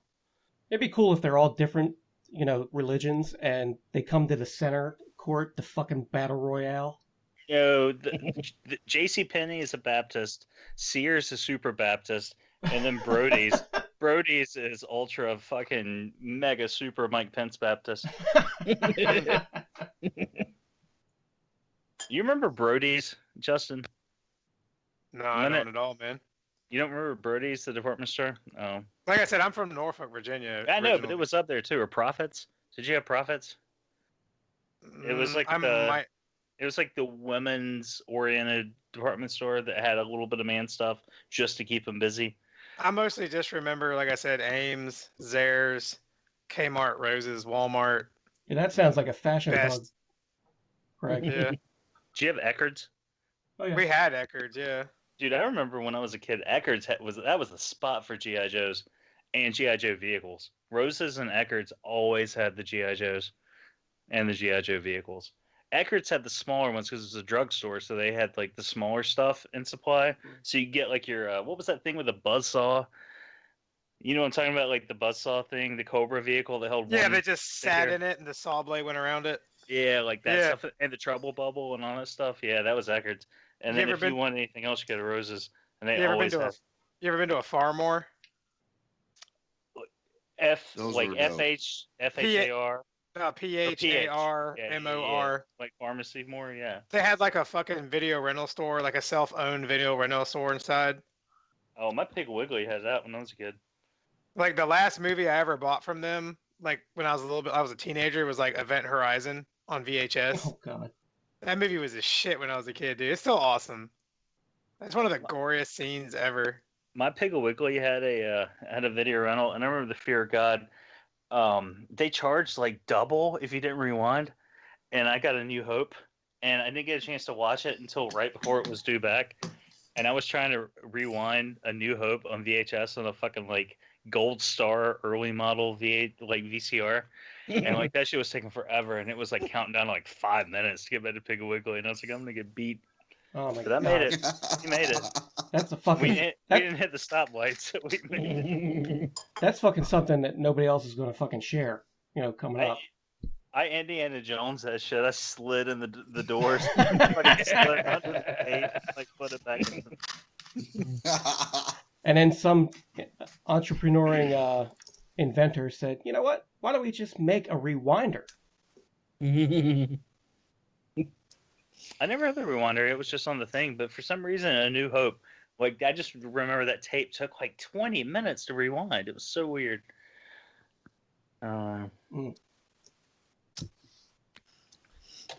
Makes me glad I didn't have to rewind any DVDs or Blu-rays. How old are you? Oh yeah, you're young, all right.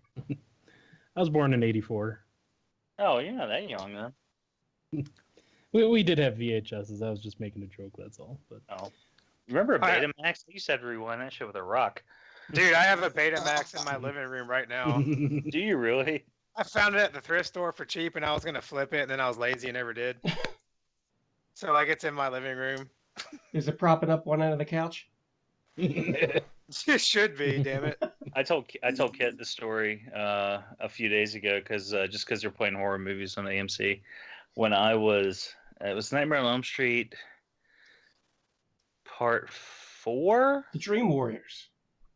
Okay, so it was on TV, so I would have had to have been like 5 or 6, and I remember like my sisters went to school in Greenville, North Carolina, like college, nursing school, and we went to visit one of my sisters, and I'd never seen a Kroger, and I thought that shit said Kruger. I started getting nervous because I could barely read. I mean, I was young, I was just learning to read, and I started getting a little nervous. And we showed up, and they were watching. It was on beta, and they were watching whatever that one was where the kid goes to the graveyard and accidentally resurrects Freddy. Yeah. At the very beginning, the black kid who was in the movie beforehand, and then I'm like, all right, I'm fucked. We just passed Kruger's and Freddy's crawling out. It's like I just need to go back home, go back up where it's safe in the country. All right.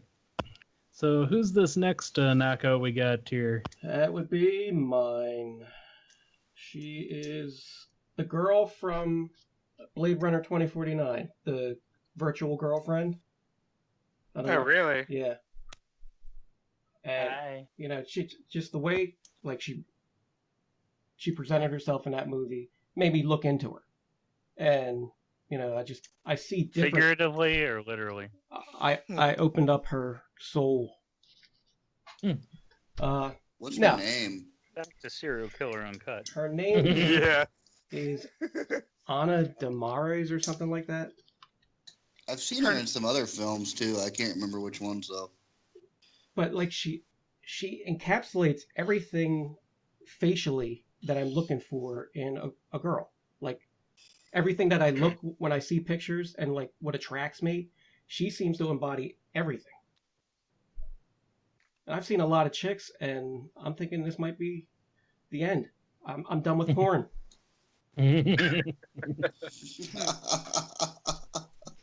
I doubt it. Yeah, I doubt it too. But yeah, oh shit, let me post that. So what's that underneath of it? Is that the runoff from the first picture?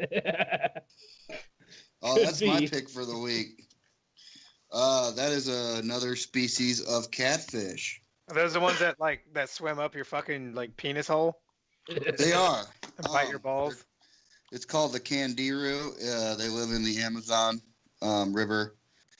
And fun fact is they like to swim up, usually a male, but sometimes female, but they like to swim up to in your urethra and feed off your penis.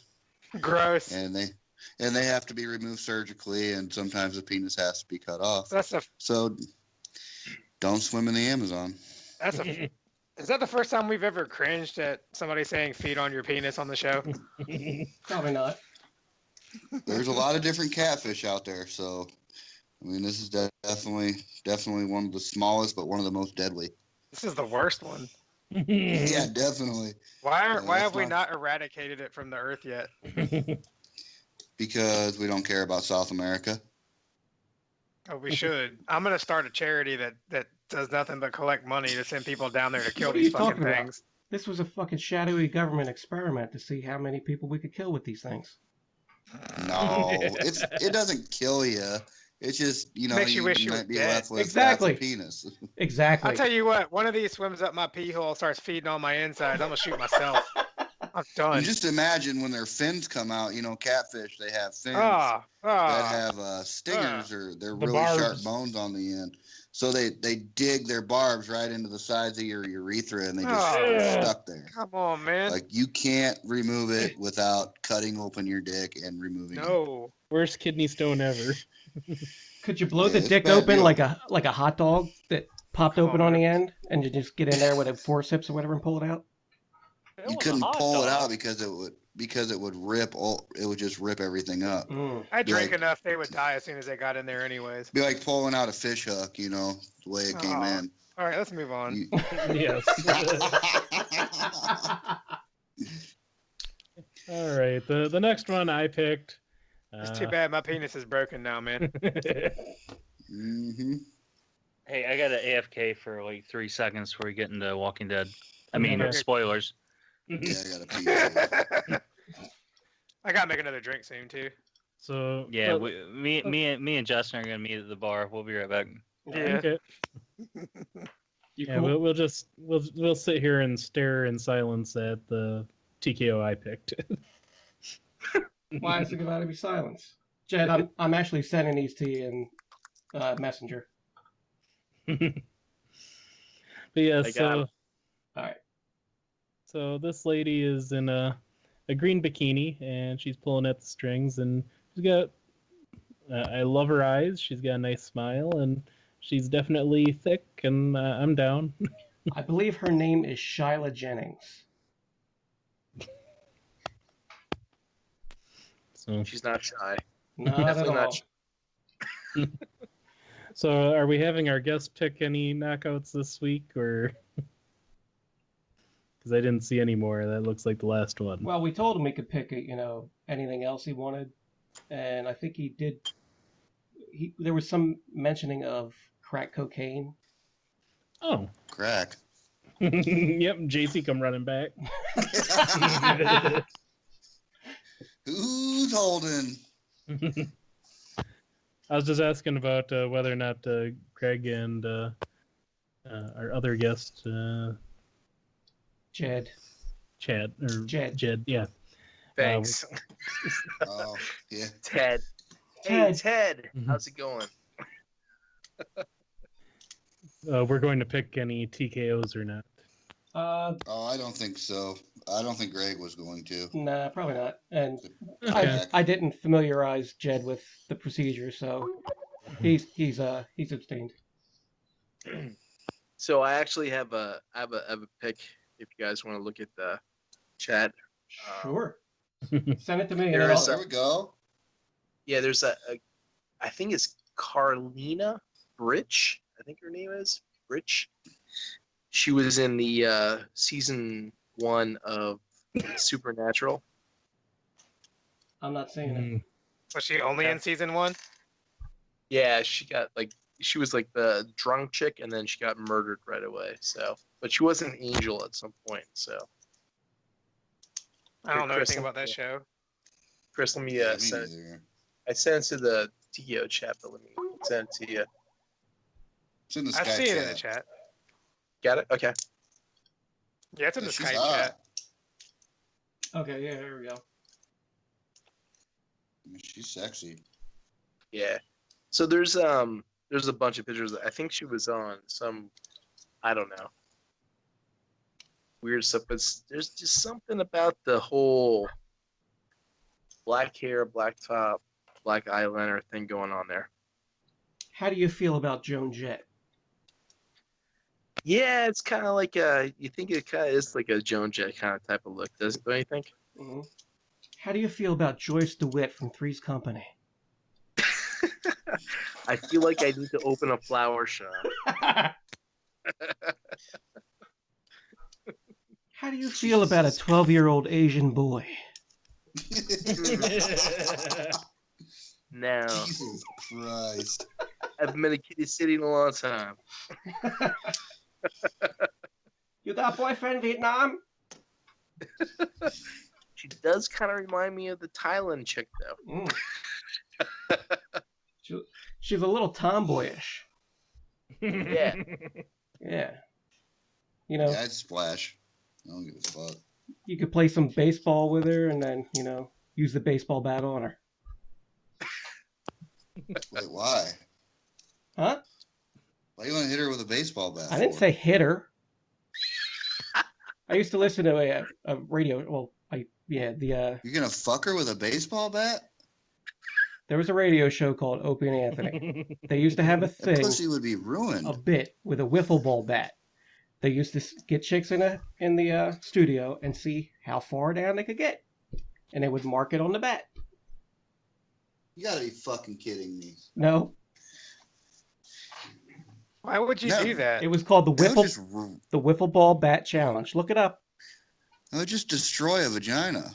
Why would it? Because we all got small peener. Yeah, but Can't be any worse than delivering a child. exactly. What? Something Yeah, but they much sew bigger that comes shit out. back up, son. You know what I mean? They get that shit. They get about 20 sutures in there, and it's good to go. Just Oh on, God. just on the end, dude. All the muscles inside expand. Man, that's fine. You just gotta let it rest for a few months. So basically, all you got to do is take a meat tenderizer and smack the fucking shit out of the entrance, and then you can get the thing in easy. Knows, man. Oh man. Hey, when your kids were born, Chris, did they stick the fucking placenta on the fucking nightstand next to the bed? No, it fell out on the fucking floor. Did it? Man, they put that shit right next to the motherfucking bed and left it there for like 2 hours. Oh my god.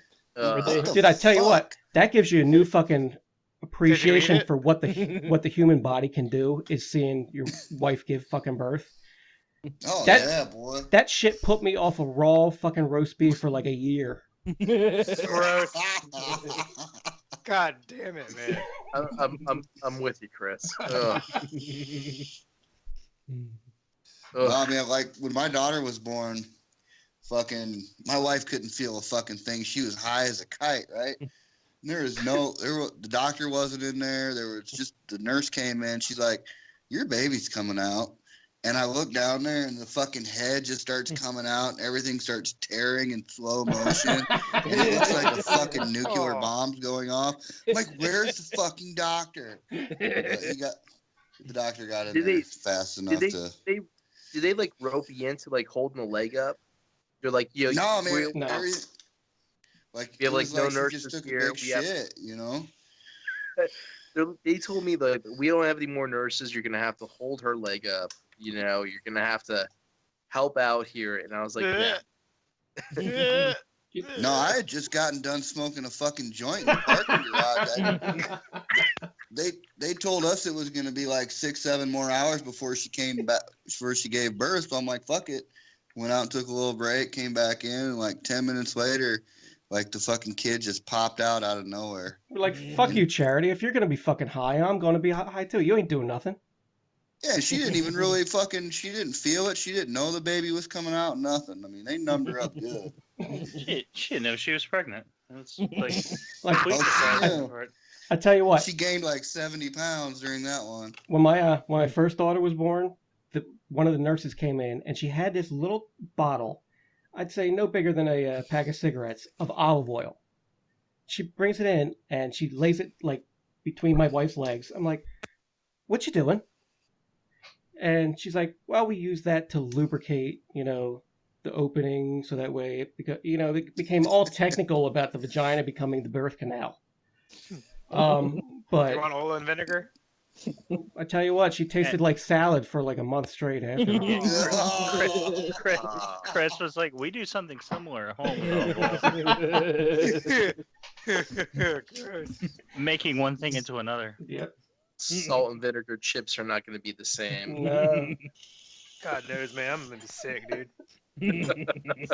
I can't handle that shit. That's why I got no kids. I was like, shit. I had my daughter was born, and then my son was born like 2 years later, and I was like, you know what? I'm just gonna sit here and not do anything. I'm gonna let them all take care of it. And they're like, you need to help. I'm like, no, not helping at all. They're like, get over here and hold the leg out. I'm like, no. I'm like, that's what you guys are there for. That's what you get paid for. And they're like, no, you have to do it. I'm like, all right. And it was just it's the worst experience ever, because you're holding her leg up, and then you're just trying not to look at the whole thing happening. It's fucking terrifying. That sounds like about 3/4 of my dating career.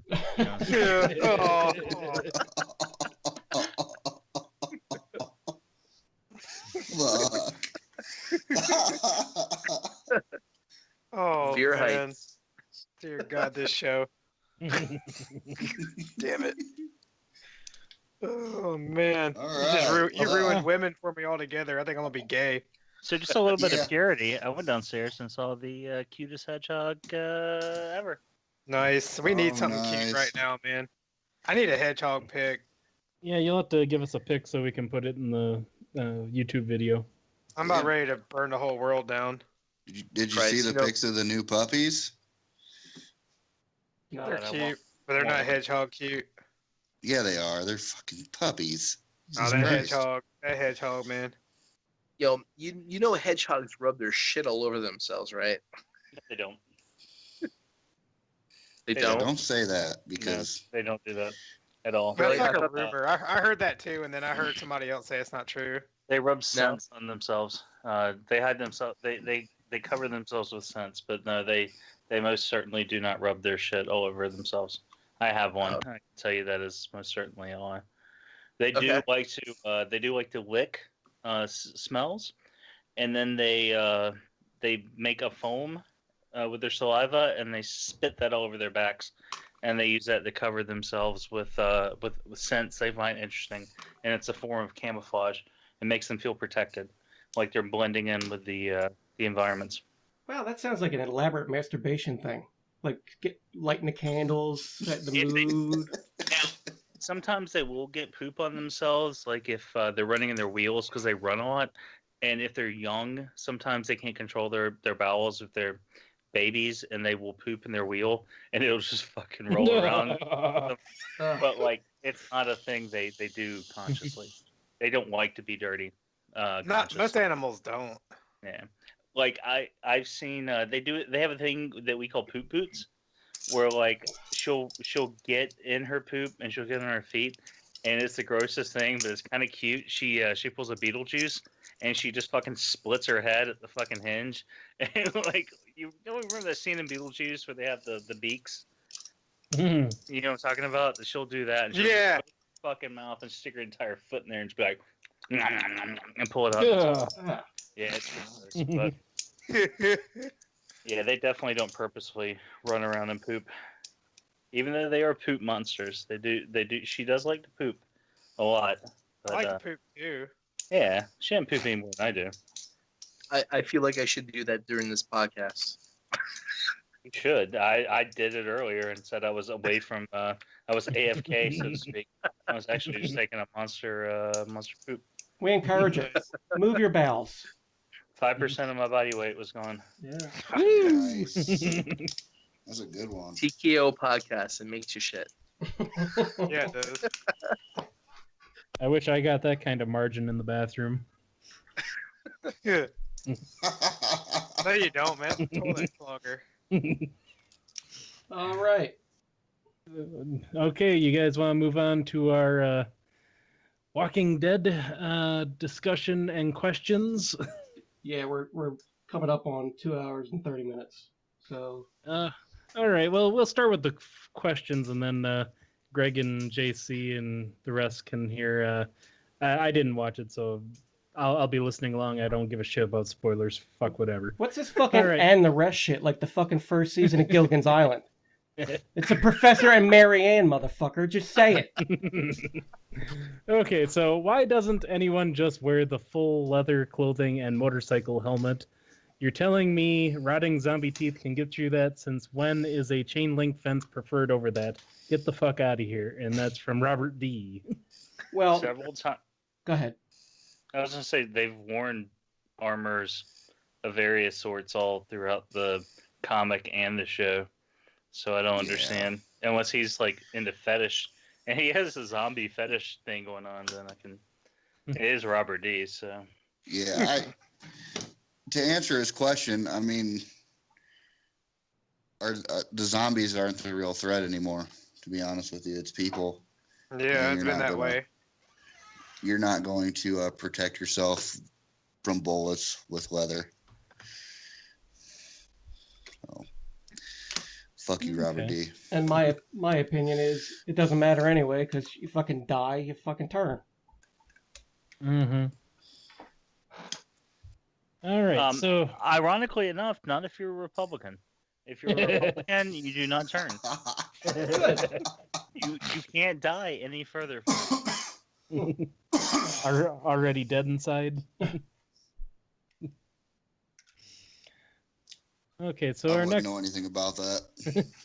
our next question is from Willie Fong, and it says, so how much time has elapsed between last season and this first episode, referring to this season's premiere? Judith got huge with several months of hair grown. I'm not sure what this means. Why is Carl, I'm guessing, as big as he is? How about It's Glenn? English. Yeah. How about Glenn's replacement? He's cheery. What replacement isn't that big Asian dude? I don't know. Fuck this show. I only watch it to complain. It was good until season 3-ish. William Fox. So in that entire tirade, I don't know if there was an actual question, but please try to decipher. Okay, I can try to decipher the first one. Time has passed, but I think he's referring to when there was the shot of Judith in the season premiere when they were doing that fast forward in time kind of deal. She's going off to college. Right, yeah. No, she was like 4 or 5, something like that. Well, he's talking about the last season. So he said season 7, not 8. So that's a weird one because Judith isn't a comic book character. So like one could assume that we're working on about a year and a half or so, like time that they've already been in Alexandria. just based on Judith, who's not, once again, not a comic character. And that kind of throws things like kind of up there. Yeah, because of Maggie being pregnant. Yeah, and because of Maggie being pregnant too. She's been pregnant for like 3 years. Yeah.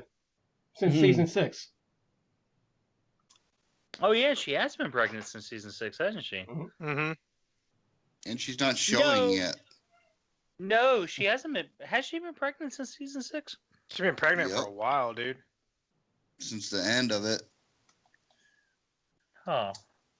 Maybe it's a zombie baby. Because beginning of season 7, when Glenn had to go bye-bye. Oh, that was the beginning of season 7. So yeah, I guess. So I guess before that, it was about a year or so, and then between season 7 and 8 was just a matter of days. Yeah, never mind. I was talking about season 6 and 7. However long it takes to train and outfit 60, 70 cars with fucking sheet metal siding. Dude, that shit. Yeah, she was pretty badass though. Oh yeah. Okay. Negan, I'm gonna give you an option. Your lieutenants can surrender. Simon and Asian guy and the girl. You can come on down. I'm going to give you a second choice. Hardy's or Carl's Jr. Carl.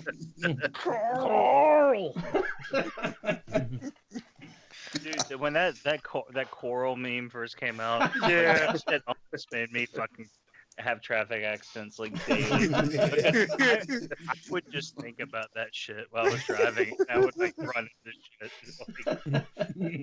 But Coral. It was like, hey, Coral. And the bad pun fucking Rick version.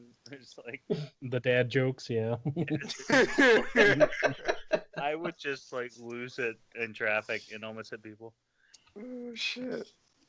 That shit was funny, man. But if you go back to Will's question, right? Where is he? He's asking the question is like, where is it actually separate in time? Timeline? I think basically what he's asking is what's the difference? How long time has passed between the end of last season and this beginning?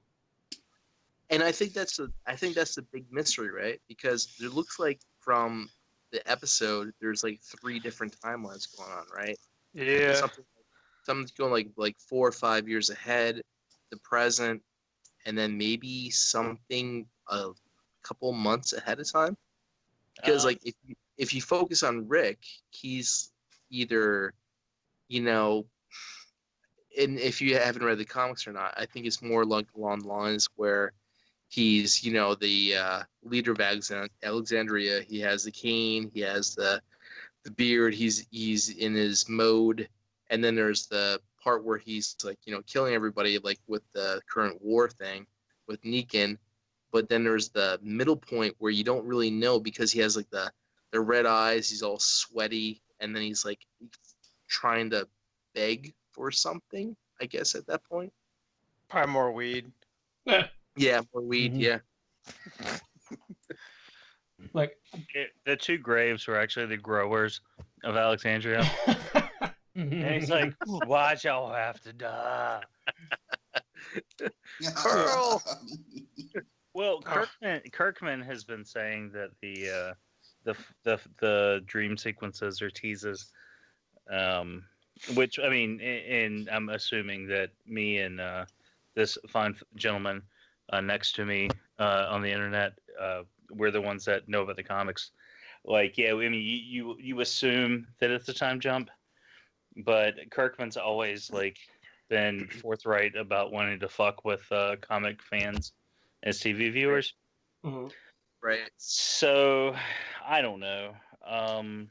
Like, to be honest, like, the timeline's so fucked up between the whole Michonne thing and the Carol and, like the different character placements and, like, the fact that they do like to go different directions, like, even slightly just to fuck with people. Like, it's kind of hard to track it at this point. I actually read a theory. I follow a couple of Walking Dead spoiler, like pretty much the big spoiler pages, and they postulated that Carl's gonna die in the mid-season finale, and they listed all the reasons like why they think that. And I mean, I think it's obviously bullshit because that would completely fucking destroy the narrative and like the focus of the storyline past All Out War, which pretty much focuses on Carl. Yeah. It's like he's like, if the second part of the comic book after All Out War was a train, Carl's kind of the rails. If that makes sense. So I can't see them doing away with Carl because like he's ingrained in every storyline, like somewhat, like whether it be with Negan or Lydia, or just even his just development. Like the whole thing is about him like coming into manhood. Mm-hmm. So I can't imagine they would do away with him. But I don't know. I don't know what they're gonna do. See, what I think is that like with the comics, like they spent a lot of time in Alexandria, right? Which they can't do in the TV show like they did with the whole farm thing because it was just really slow and bad, right? So what I think they're going to do is accelerate the timeline to the point where they'll get to the Whisperers at the end of this season. That's what I think as well. That's what I think as well. Or maybe even mid-season. So speaking of the Whisperers, let's address the last question here. Do you think they'll follow the upcoming comic storyline with the Whisperers? It's my favorite in the books so far, and would love to see it adapted to TV. Also, do you think The Walking Dead would do better with 10-episode seasons rather than 16-episode seasons? I feel like a lot of the time they stretch out the storyline just to get 16 episodes and up it a lot with a lot of filler, and that was asked by Josh Armstrong. What are the Whisperers? Spoilers. Yes.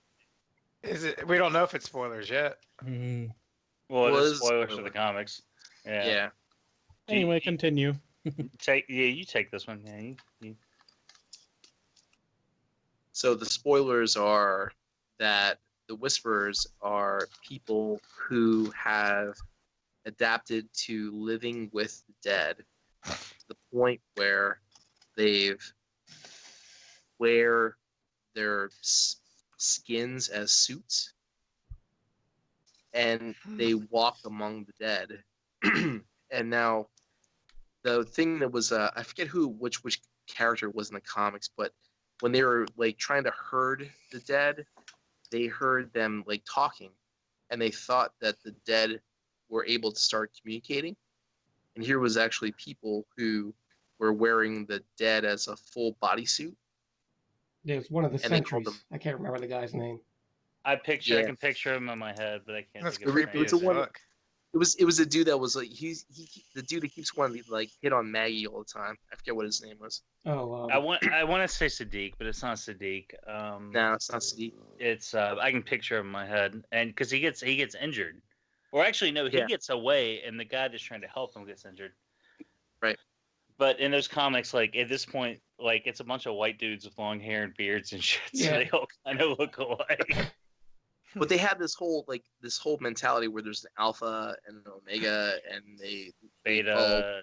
It's a very very primal type of like living style. So, but the thing that doesn't work with it between the TV show and the comics is that there's a lot of time passed with Negan being in jail and with Rick not killing him, and then that Negan like kind of like getting Rick's ear and like having him start to listen to what he has to say. So that won't work in the TV show because people won't like that long, drawn out, normal, TV type of thing, drama. Well, just real quick, just to add to what you're saying, interject a little bit, but then like step away. There were pictures that were leaked out and then deleted early on in filming, where Andrew Lincoln, Jeffrey Dean Morgan, and Simon, He doesn't need. He just Simon. You know who he is. Yeah, the ugly They guy. all had giant beards that they had grown out for months, and then shaved off, and that was the very first start of the filming. So whether that was like just like a throwaway. So like Rick has his old man beard, but so does Negan and Simon. And Simon's not a comic character, and we know that Negan has an old man beard as well. So like I don't know. Like I don't know if they're trying to throw people off or if it's like a foreshadowing thing. But Negan, like the whole the storyline after All Out War is a Negan redemption line. It Which is. is very odd for Walking Dead because Walking Dead's kind of like the Punisher comic. Like, there's not a whole lot of antagonists that survive, like, past a few issues, and there's definitely not typically reoccurring or redemption arcs for them. But anyway, I'm sorry. I just wanted to add that, so I'm sorry. I could see them doing a time jump though too. I could see them like kind of like winning the war. And then like throwing Negan in jail, and then like say a year goes by, and then picking up it, like mid-season later type of situation. The TV show. Well, I don't think the TV show watching public will accept Negan in captivity. If they do it, they may do like the time jump, like you said, but they're gonna have to kill him pretty fucking quick. Because they won't kill Jeffrey D. Morgan. Yeah. They won't kill him. They'll keep. Are we not worried about spoilers? Like, is this just like whatever? Yeah, fuck that. Whatever. Okay. This is what the fuck ever. All right, so here's what the fuck happens. All right, so fucking Rick will not kill Negan. He's gonna make an example of him for the New World, and he throws him in jail. The jail that has been foreshadowed by Morgan's jail under the fucking house. And Carl visits him every day for 5 years and has fucking little powwows with him. And we find that in issue, whatever it is, like after, like, then there's a time jump. There's like industry, like there's medieval industry and like blacksmiths and grain mills and things like that. Whatever. It shows there's been like a jump in time of like 5 or 6 years. Anyway, whatever. So there's this whole like timeline with Carl growing up. But the thing with Negan is he's sitting in a cell and he's been down there for so long and he's been made an example of. And the first chance he gets, he escapes. And what does he do? He escapes and then he fucking kills the leader of the enemy that's threatening Alexandria. And he comes back to Rick and he's like, hey, look at me. I'm a good guy now. And like, so that's what you have to deal with. So it's like, hey, look, I'm better. I agree with you. And the last thing he says before he's incapacitated is like, you know what? You're right. And he agrees with Rick. And then Rick's like, good, you son of a bitch, and cuts his fucking throat. And then has the doctor patch him up and throw him in jail. But he's like, he ends his arc with like, I have been looking at this the wrong way. And then he takes his new arc as like a road to redemption. And now currently in the comic, he's on his own. Yeah, he's been exiled. He's been exiled, but he's on his own. So we'll see what the fuck happens with that. But like, I mean, they're fucking fools if they don't follow that storyline, right? Because that is fucking, that's 2 or 3 seasons of good TV right there. Mm-hmm. Sure. Like that's the most interesting shit that's happened in that comic in forever. Like when it happened, like that's the upturn of the comic, in my opinion. But does that work on especially when they get to TV? the point where they go, whose heads are gonna be on those spikes? I know, man, that was so fucking crazy for me. Like, because I didn't understand it when I read that issue. I read it online, and there was a glitch in the app, and I didn't get those last pages. I didn't get the last 2 pages, and I read the next issue the next month. I'm like, what the fuck's going on? And then it got fixed. So I went back and I saw the heads on the fucking spikes. I'm like, oh, fuck. Yeah. Like, I saw that and I was like, come on. This fucking one bitch, even though she's alpha, took all these motherfuckers down, including Ezekiel. Yeah, so, dude. So, Greg, do you think that Daryl is still going to be the Mary Sue forever? I don't know, man. If they don't kill Daryl off this season, I know they can't, but they need to because they can't. Mhm. Right. You know what I mean?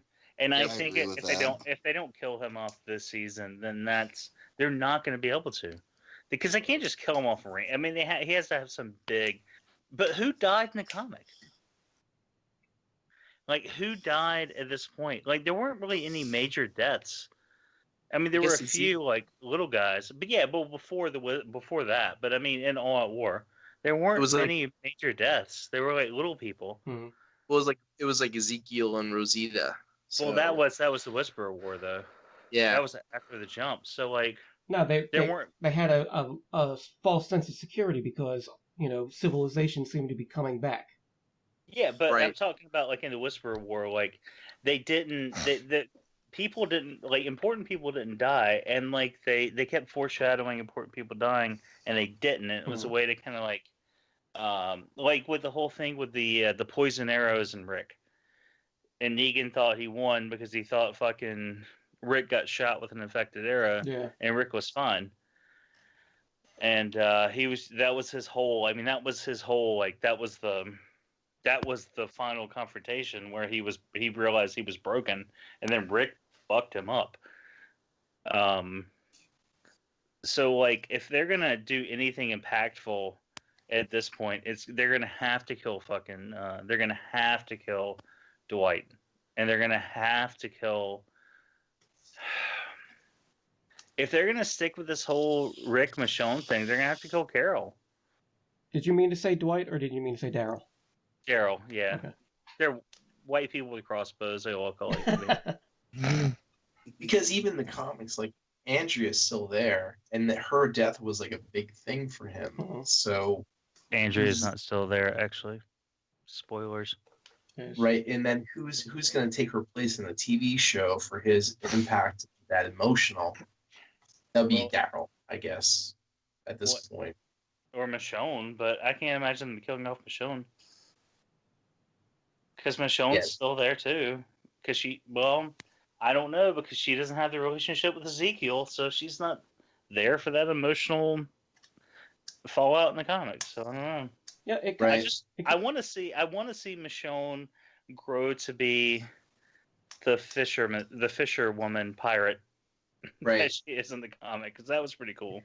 Where she's been on a fucking voyage to sea for 5 years. Yeah. Man, I don't know. Who do you not want to die? I don't want Gregory to die yet, because I want to see him hang. Just like in the comic. I want to see him hang. Mhm. I don't want Jesus to die. Oh. But I'm worried about the next issue of the comic, because Jesus, he was in a spot in the last panel. He certainly was. Fuck, I can't wait for that shit. Two more weeks.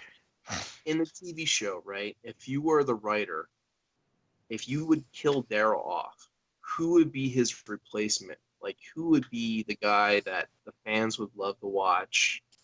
Sadiq. Negan. Sadiq? Negan? Yeah, it would just transfer over to the bad guy. Well, I don't know. I think it would be Carl. Carl!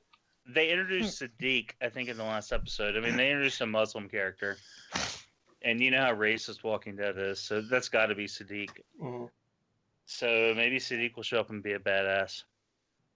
Yeah, I saw. Well, and then Dwight's going to come over too. Dwight's going to join. Like, Dwight's going to be like Team Alexandria too. So, well, no, he's going to lead the Saviors. So I don't know. Did we answer this guy's questions? Maybe. I hope so. Okay. The second part of the question: do you think the series would benefit if it was smaller seasons? No.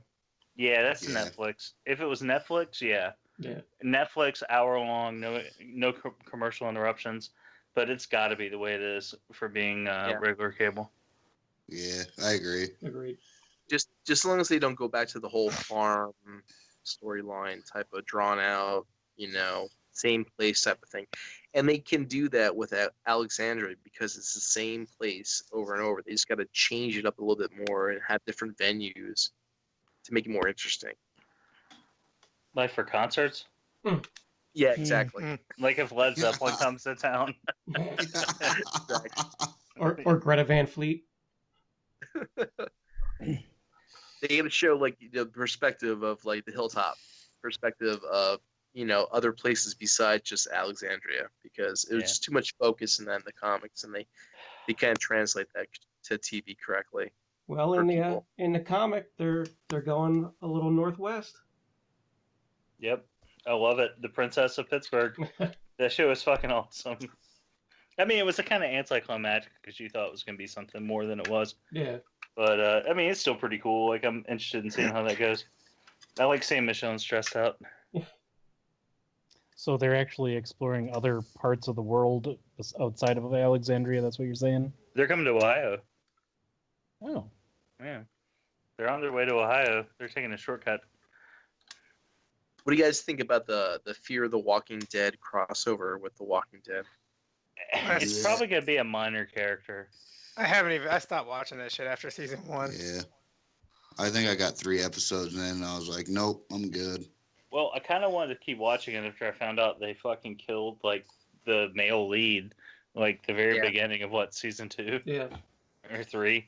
So I kind of wanted to pick it up again. I just haven't had time. I've had too much streaming TV to watch. Yeah, I still watch it. It just ended. And it's just more of the same, just in a different locale.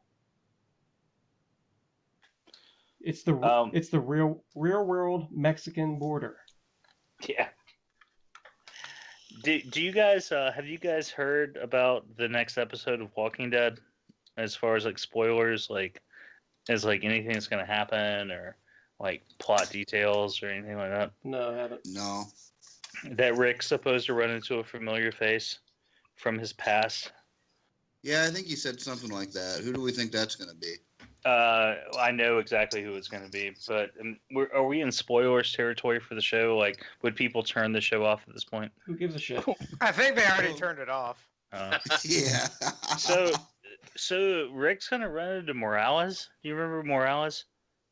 Was that the Mexican family that bugged out when they were in Atlanta in the beginning? Right. Yep. Exactly. Right before. Well, he's the savior now, apparently, and his family's dead. So that's who he's going to run into. Spoilers. Oh, I got you. But it's like super anticlimactic because it's like, who the fuck's going to remember who this guy is? Fucking 7 seasons later. You know what I mean?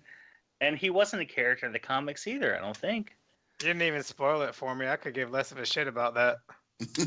Well, they're acting because there's all these like AMC's leaking character posters, and it's Morales with a wife beater that says "not dead yet" on it. But it's like this is so not spoiler. Like this is just not care. Sometimes dead is better. Yeah. Is that the Latin gangbanger that was taking care of the old people in the nursing home? No, but I wish it was because those guys are cool.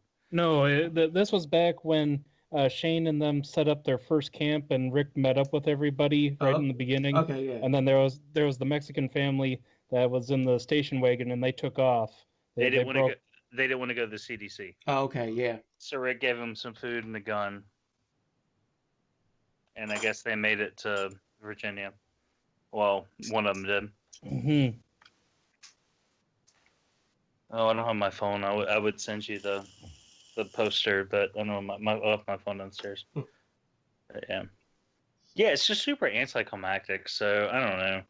I just think there's already an air of misdirect with marketing for the season. Like I just know some interesting things are going to happen, but I don't think they're going to kill Carl off. Like I just don't. I just don't see how they could do it and then push the story forward. Unless it's Judith, but like that's just pretty. I don't know. Yeah, have her coming of age and killing Carl off instead.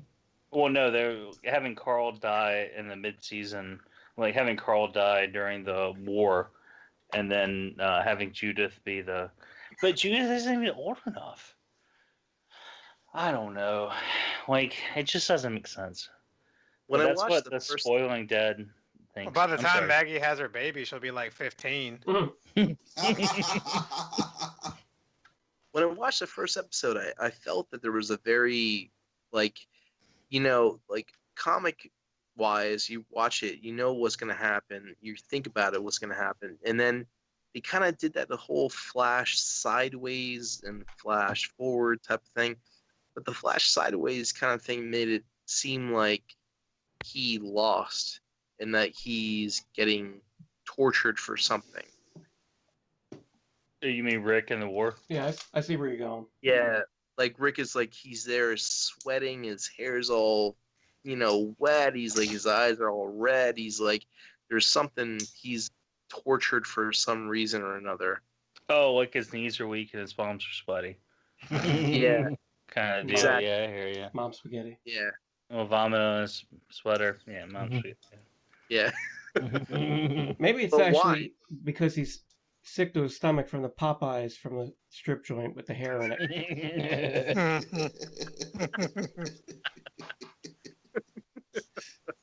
man. It could be. I stab a homeless person for like some Popeye shrimp right now. He should have had less Popeyes, more Corals, Jr. Man, some fried food sounds good. Yeah, who knows, man? Like, I still think it's a good show. Like, I'm still sticking with it. Like, it's better than fucking Arrow.